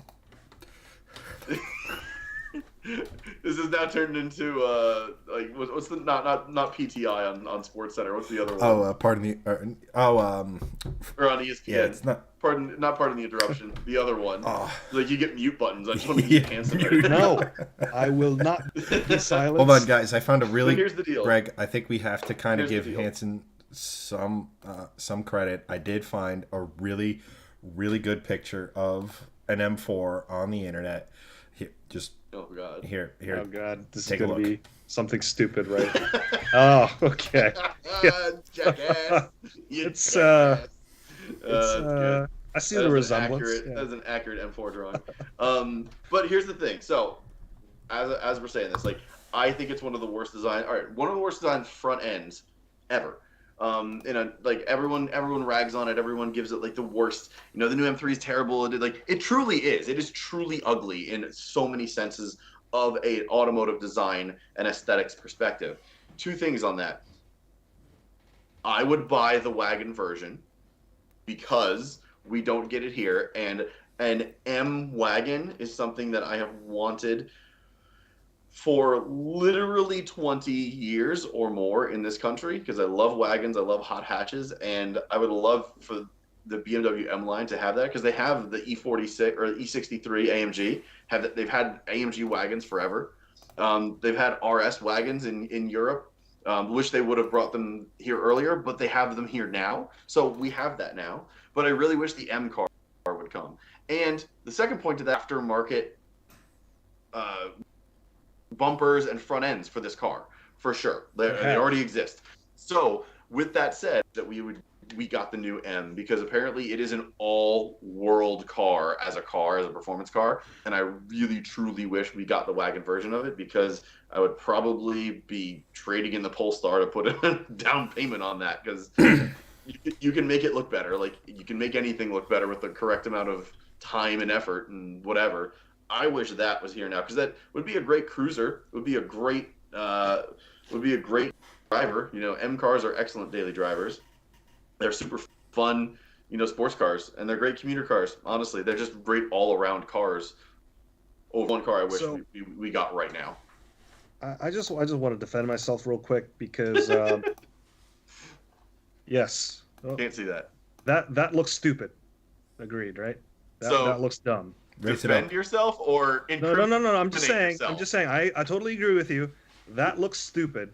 With the Raise chrome and raise the everything. phone up a little higher. Okay. All right. There you go. Yeah. See that? Oh, Yes. okay. That's dumb. Yes. It's It stupid. is. Yes. All right. And But- so is this. But this, I mean, there's just something different about that. It's just no chrome. That It looks more still special. Still looks terrible. No chrome, like some like black lip on there, black side skirts. That's actually It growing on me. looks It's it growing on me. looks like a pig from Angry Birds. It I, really I, does. it's the grill is so It's working tall for me. that they have to mold the body around it, and it's the defining feature. And it's just, I mean, Ugh, no, I can't. I I can't. cannot. I Just look at some of the renders online of it with like a normal grill. Man, chef's kiss. So good. eh, Really is. I don't know. How about Like you, Chad? Um, yeah, you guys. What foreign car that was never sold in the States would you daily would be your uh, one everything car? see, that's kind of intriguing. So like my head naturally goes to like an Escort Kazi, because one legend, Group A legend, two, those are, I mean, it's a '90s car, so the block and everything is so stupidly ever engineered, so it does open potential for, more power, and things like that. Things like I'd love to, like, believe it or not, I love the what is it? The R32 GTR with the Pandem wide body is another one.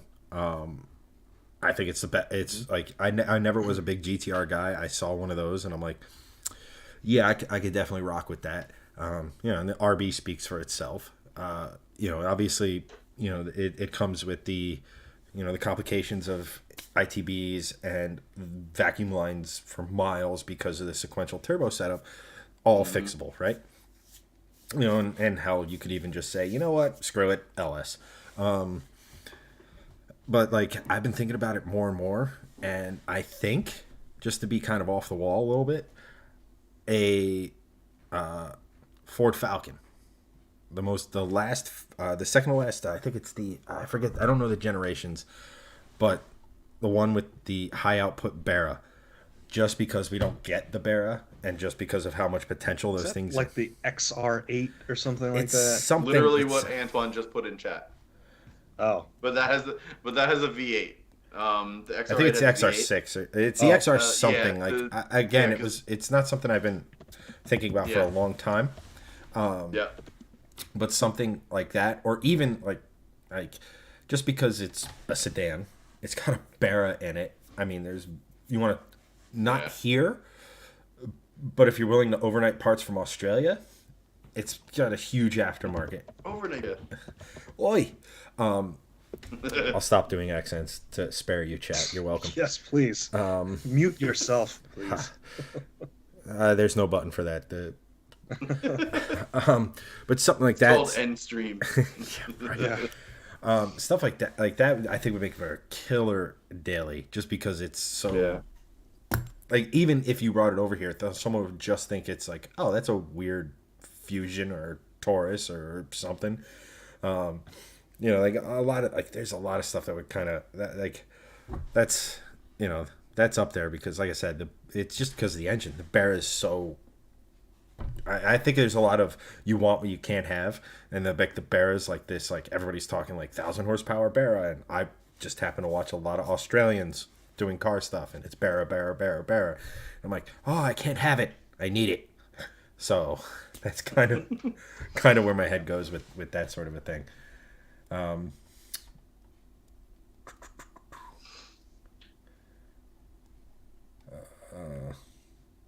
A lo- Hunter had a good suggestion. A45 AMG would be awesome. That would be great. I don't think we get that here. That would be cool. Yeah, that would be nice. Really, another hot hatch entrant. That would be really cool. Yeah.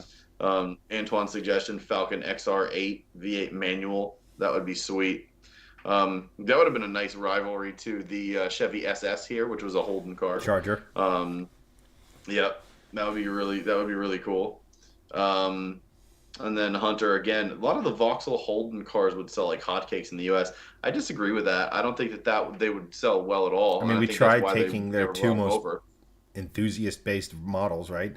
The Yeah. the GTO and the SS were both based off of Commodores, Yeah. and the GTO did well for Yeah, a while, and We then we also had a bunch of Vauxhalls in the form of Chevys and Saturns, Yeah. right. and they didn't. Saturn's dead, and a lot of those cars basically didn't. They're still not around. So The U.S. market is just it's it is the illusion of safety. You have to have a high seating position. You have to have a big car to be safe. You don't. You just have to know how to drive. That's basically all you got to do, and that's the big disconnect because no one knows how to drive because it's a chore. Hmm. That's a whole other topic, but that's why small cars are dying and SUVs and crossovers are ruling is because people just want rolling appliances. That's all Yeah. they know how to drive. They don't want to do because the U.S. is set up from a infrastructure standpoint as being enormous in every conceivable way and metric. Giant highways that take you clear across the country. Most cities have streets wide enough that you can drive SUVs on. Most cities in Europe do not.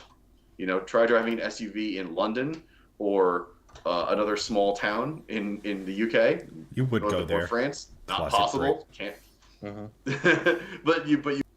You can, but not. You should absolutely should not. You're going to hit cars, like. But that's why the U.S. is the way it is because it's big, wide open spaces, and even in New Jersey where there's a ton of population, it's still filled to the brim with SUVs and crossovers. So it's So just the way it goes.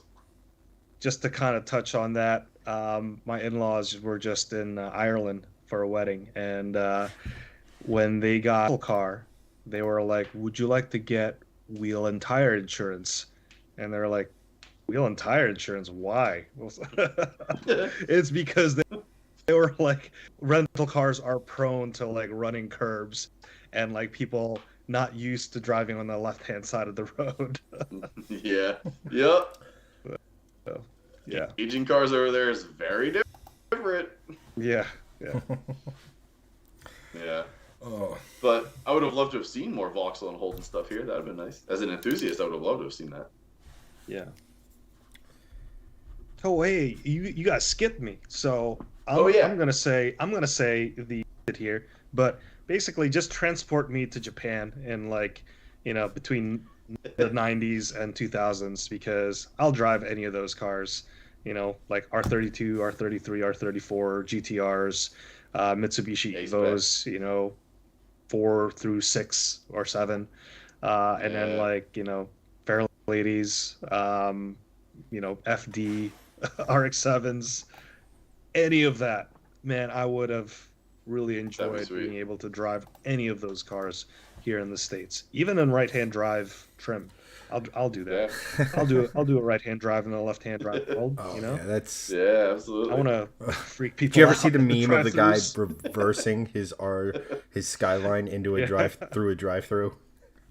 Yep. I think Doug DeMuro did that actually on a couple of videos too back in the I day. wouldn't be surprised. yeah, Um, Yeah. yeah.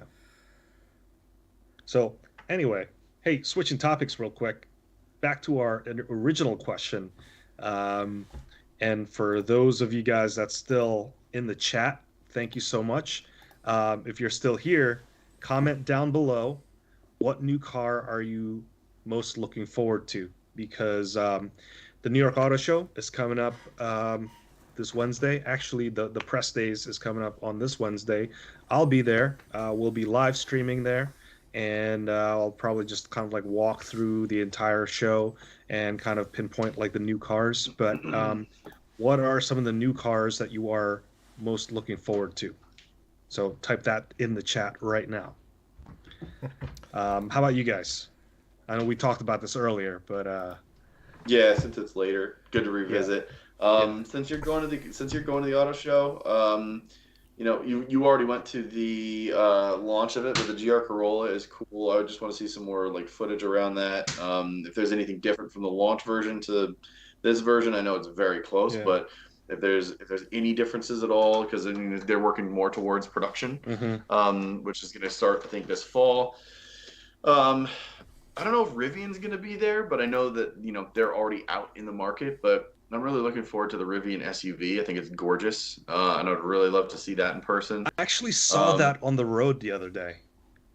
It passed the by. I truck was or like, the SUV? "Holy crap, that's a Rivian!" Oh, nice. Yeah, Yeah, they're cool, man, and they're yeah, fast. yeah. They are so fast. It's insane.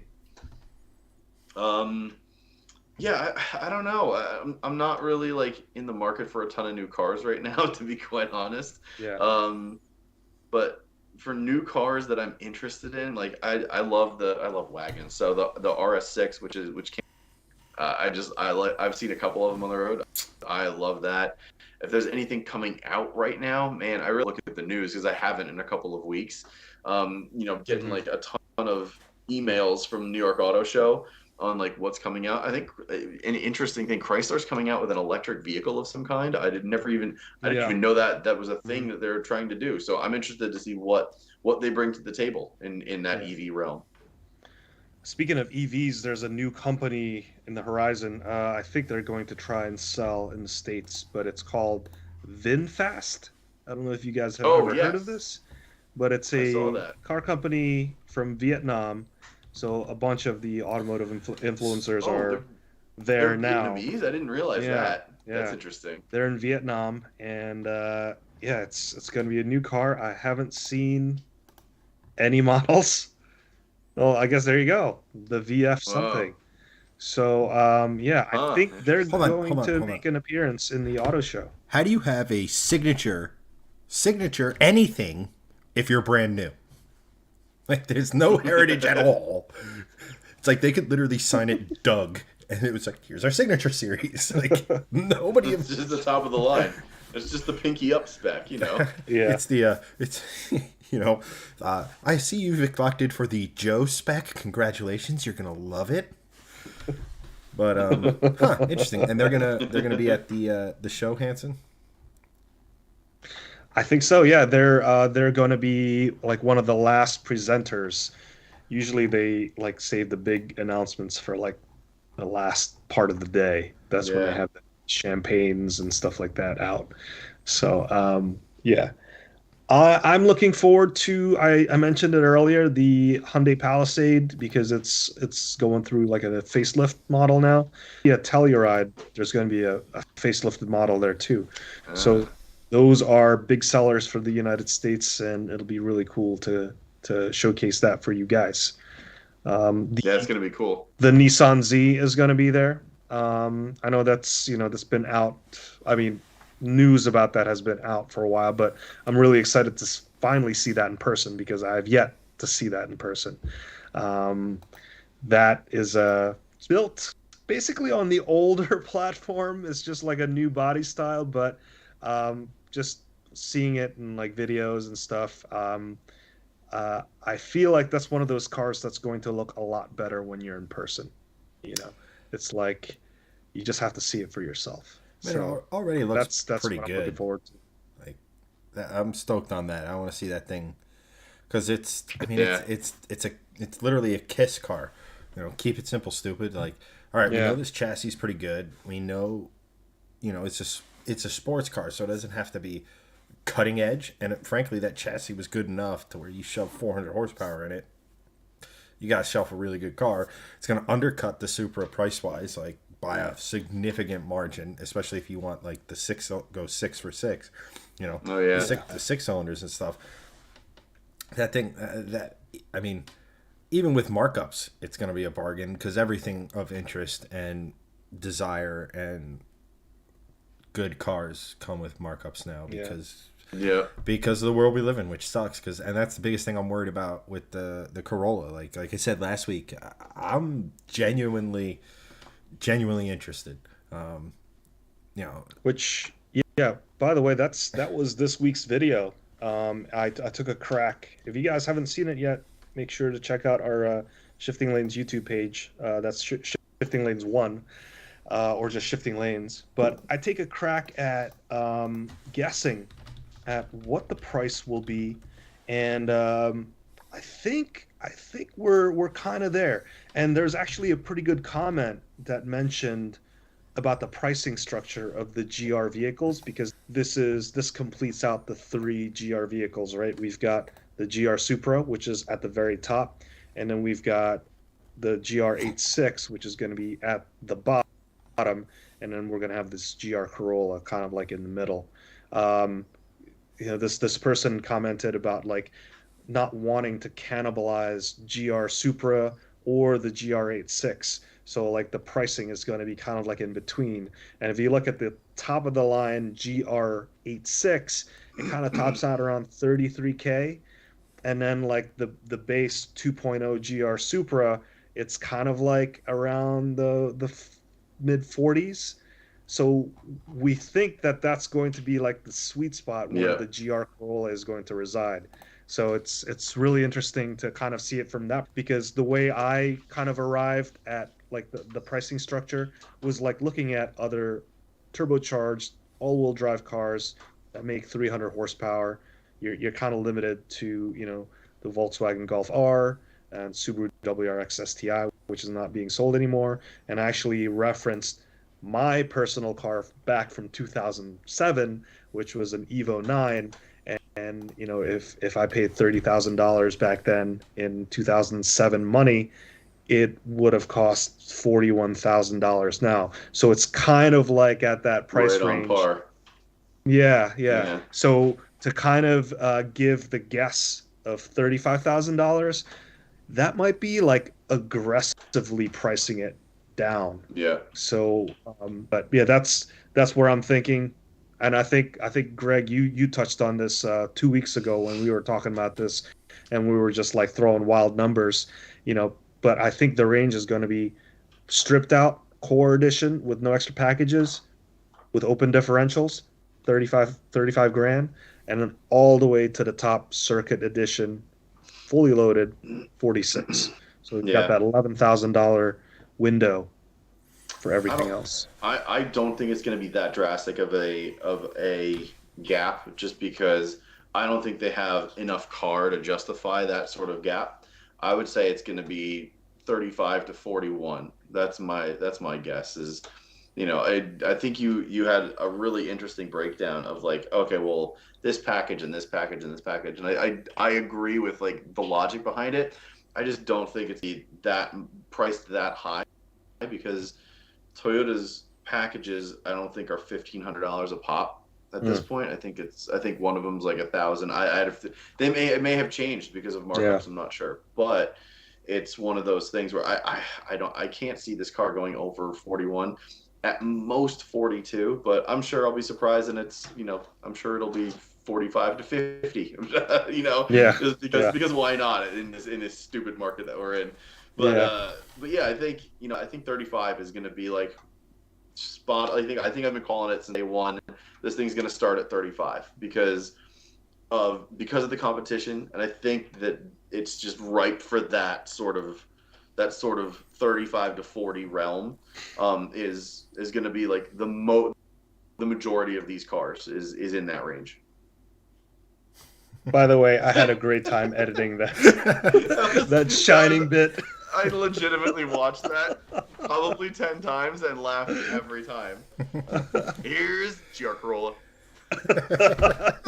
So good. So we should just call this the Johnny net from here on out. I see you But both. yeah, I if you see guys both. want to see that segment, just yeah, check out the video. Yeah. Yeah. Had a Which great is time putting currently that together. going bananas, by the way. It's up near Right. 600. Oh my God. Yeah, like Yes. no joke. Like if It's you like, for amazing. those watching, like here's a deep cut into YouTube. So if you have a YouTube channel and you get like into the metrics of it, you can kind of see here that there's my ring light, but you can see, oh, that's blurry, but you can see there's like a ton of stuff, and then down here is actual amounts of like views that you can see on the back end, but like you can see different amounts of numbers, and there's 590 people watching that video in the last 60 minutes right now. So for us, that's a pretty significant amount of people watching a video. So Hanson smashed that one, very nicely done, and it's a really good video. I watched it before. You guys should definitely go check it out. Sweet. Yeah, Yeah. YouTube deep I think you cuts. both make interesting point. I just think there's, all right. So we were asked the question, what car didn't come here that we want? And it was all, for a lot of people, it was the GR Yaris. And they were like, well, we're not bringing that, but here's something, in my opinion, better. It's a little bit bigger, but it's a little more powerful. It's not heavy. 300 horsepower to almost be 1 to 100 horsepower to weight Yeah, it's close. is pretty significant. And it means it's going to be quick, it's nimble. Those back roads that we like to drive on, when let's face it, you're not exploring the limits of your car, and if you are, you're exploring the limits of the airbag as well. Simply put, just True. because 90% of the people, it already has a check engine light on. Wonderful. It's just Yeah. so this Yeah. this car obviously comes with a lot. It's a car a lot of people were pining for. Obviously, Toyota being Toyota, but I can honestly see these cars going for $2 to $4 grand more than you expect MSRP. First, and then they'll slowly. I don't know what they said model year run wise, but by the end, I make you a bet there's a little bit of a discount attached to it. Just because they're not making a ton of these things. Like, each dealer is going to get next to nothing, not like 2 or 3. And I saw one dealer already announce Probably less than that. Yeah. I saw one dealer already announce that they were, basically whatever the price is, they're slapping 10 grand on it, which to me is just, it's greed. Criminal. But I also understand that, like, let's face it, you need X amount of money per month to operate. And if you can't do it with volume, like I said, I'm not saying I agree with it, the practice to certain extents, but I also understand that businesses are businesses, and there's a certain operating cost you have to cover. And I remember all the old Brad Benson commercials, and he was cheaper than everyone. That's because he sold just a ton of cars and things like that. Well, if we don't have that level of that number of cars to sell, you have to make your margin elsewhere and stuff like that. I think there's better ways of doing it. I think you can be creative and you can sell, experiences, packages, maintenance. Like, there's stuff you can sell to kind of make that up, that actually give something to the customer, as opposed to just gouging them for what they are. But, like, I would love let me put it this way: if this thing starts at, like Hanson was kind of saying, 35, 34. You figure $3 grand to get the LSD package, and then it's mechanically identical to the circuit, right, Hanson? Yeah. Which, all the important bits. Yeah. And the circuit with the carbon fiber and stuff like that, it's not any lighter, or significantly lighter. Yeah. That's kind of what I figured. But that becomes a 38. Let's call it $3,800 car. That's very tempting. Like I said, I mentioned it before. This fall, I will be in the market for something that turns all 4 wheels, whether it be a truck. And I was honestly thinking truck, overland build, truck, Raptor, truck. And then this thing came along, and I'm like, ooh, throw a set of Winters on it, and it'll be fun as hell. And as you guys like to always mention, I don't drive very far in the winter. It's not by choice; it's just by necessity. I live close to work. But like, it's a really tempting vehicle. I'm really afraid that they're going to be so marked up that it prices out, because I think all day long this is a $35,000 car in or $34,000 car in base trim. In circuit trim, I think it's nudging 40. From a strictly value standpoint, they get much beyond that. And I know they're trying to do limited numbers. I know they're trying to do all this, but I don't see it being one of those cars that, crazy appreciates over time. I could be wrong, but like, I don't like having that, negative equity, so to speak, right?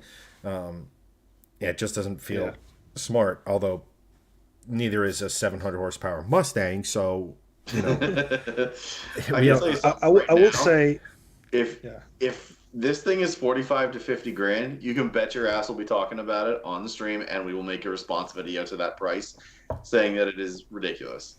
I think every one of us can agree that a $50,000 3-cylinder Corolla is absurd. No markup. Like, if they started at 45, no way. I think so. Yeah, that's absurd. my guess for the circuit edition is going to be at 46,000, just because like those upgrades, like the carbon fiber roof. And I researched like how much it costs to put a carbon fiber roof and like other packages. They vary from like 2,500 to like 3,500. So like $3,000 for like a carbon roof. So That kind of makes sense. I'll actually Yeah. piggyback on that. One of the mods I'm planning for the Mustang is a CF roof, and now because of this car, I'm trying to think of if I can get it in forged carbon. Thanks for that, Toyota. Because it looks so Yeah. damn cool. Oh, But dude, but um, like, there's no other aftermarket parts in forged for the Mustang that isn't custom, and I'm like, yeah, I don't really feel like paying double just for the cool. But I Yeah. understand it's aftermarket, but to do a carbon fiber roof on the Mustang is $1,000 for the roof, and then it's labor intensive. You often, but it's around $4,000 all in wow. to do it, Okay. which makes it one of the dumber spends I'm ever going to do on a car. But it's one of those I just do not care moments. It's something But I had it's cool. a Lexus RCF a few years ago as a press car, and that had a naked carbon fiber roof and naked carbon fiber spoiler. And I was like, as God is my witness, one of my cars will have a naked carbon fiber roof. It is one of the one aesthetic things that I am willing Yeah. to compromise for. Usually aesthetic things I will compromise because I like form over or I like function over form. But like that one thing, it's like I kind of have to have it. Um, but like I said, I'm pointing at the Type R, which ew. Um, Well, Great the car reason though. I Engineering brought brilliance Great car. styled by drunks. Yeah. New one so looks great. the I'm excited to see the new one. Yes, 100% yeah, agree. yeah, the new one is going to look really good. Yeah. But back to the pricing for a second.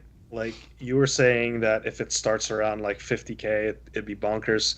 Yeah, I don't think it'll start for like the circuit edition. I don't think it'll be up there, but we're for sure going to be seeing $50,000 Oh and yeah, even with up to markup. $60,000 Corollas for you know when this first comes out. Because I do think the circuit edition, because it's going to be a year edition, Yep. it means that there's only going to be 1,500 or 1,250 to 1,500 of these, and then they're not going to have it anymore.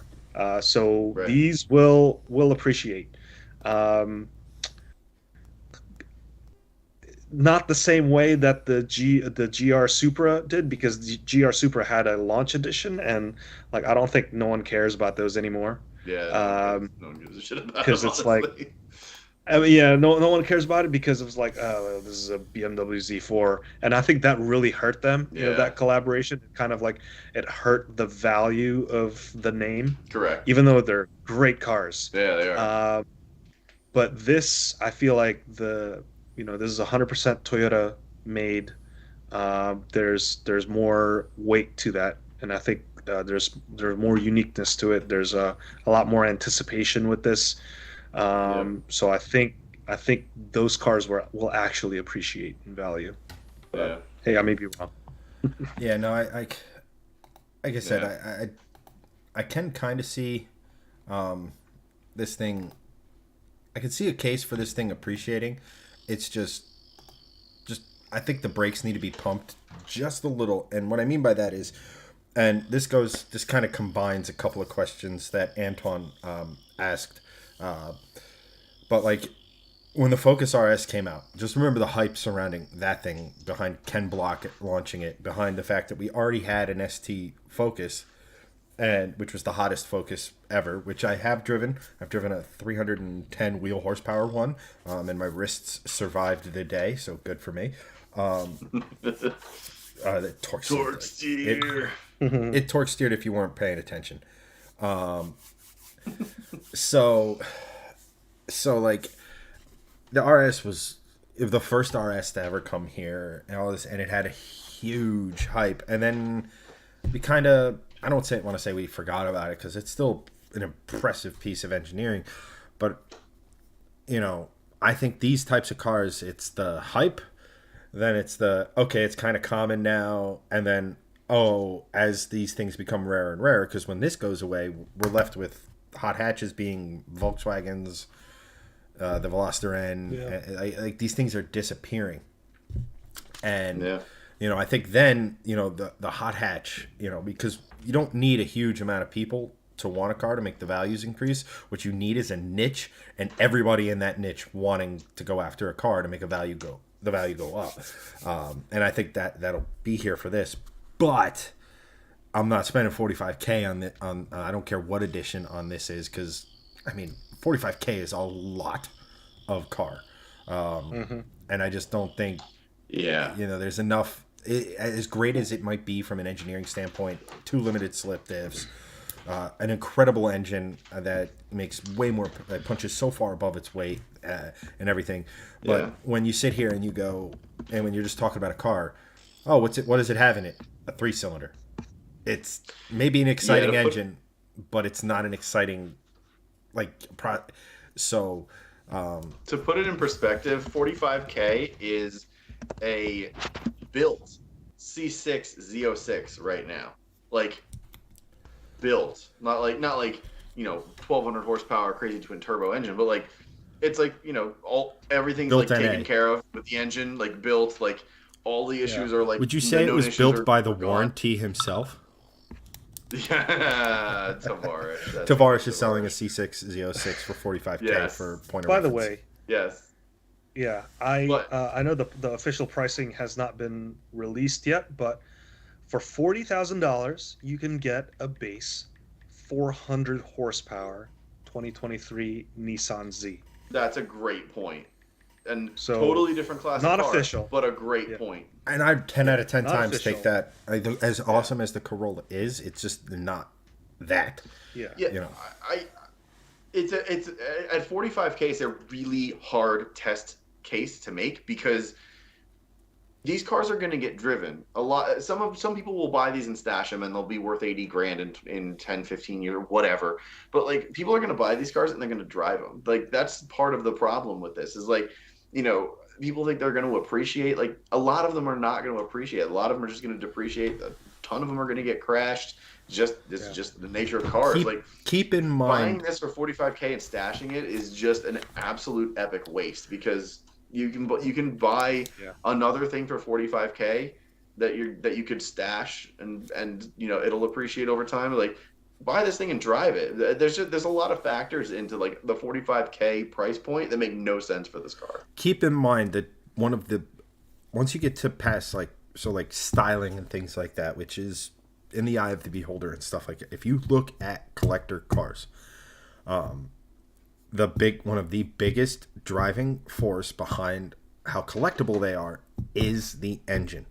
So let's you look at what's the most expensive non charity auction purchased old school Charger or Barracuda.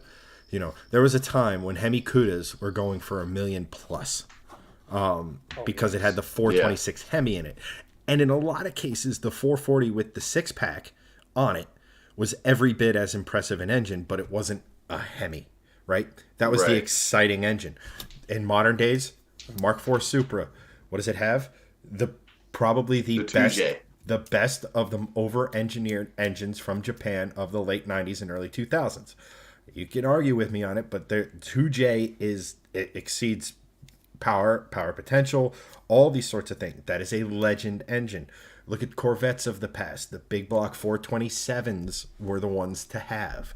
So a lot of times engines drive the price. Now, this can go one of two ways. The 3-cylinder can be like, holy cow, I didn't realize 3-cylinders could sound like that. I didn't realize they could make power like that.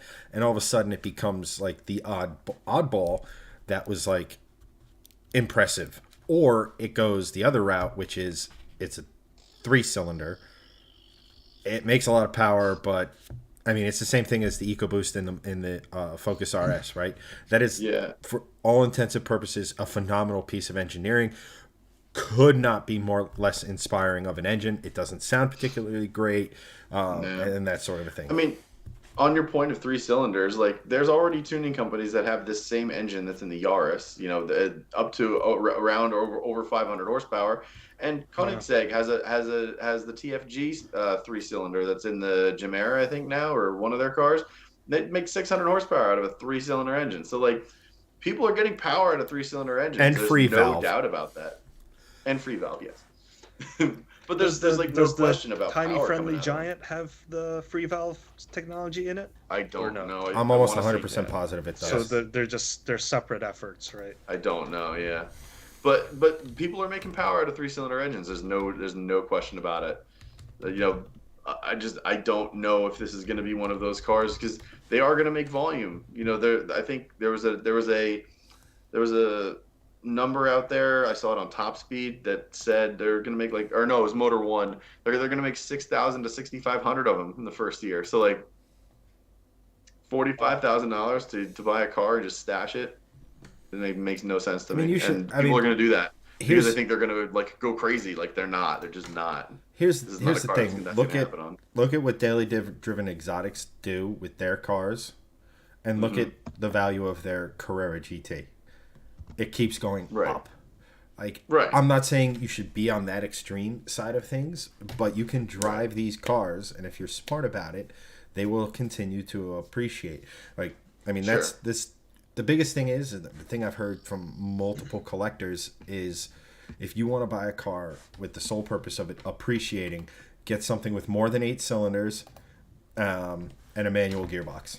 And in 10, 15, 20, 30 years, those things are just going to, like, those are going to keep going up. So V10 Lambos, V10 Audis, V12 Lambos, not so much Ferrari, but like anything with a big cylinder count and three pedals up. So this, but it's a weird time. It's a weird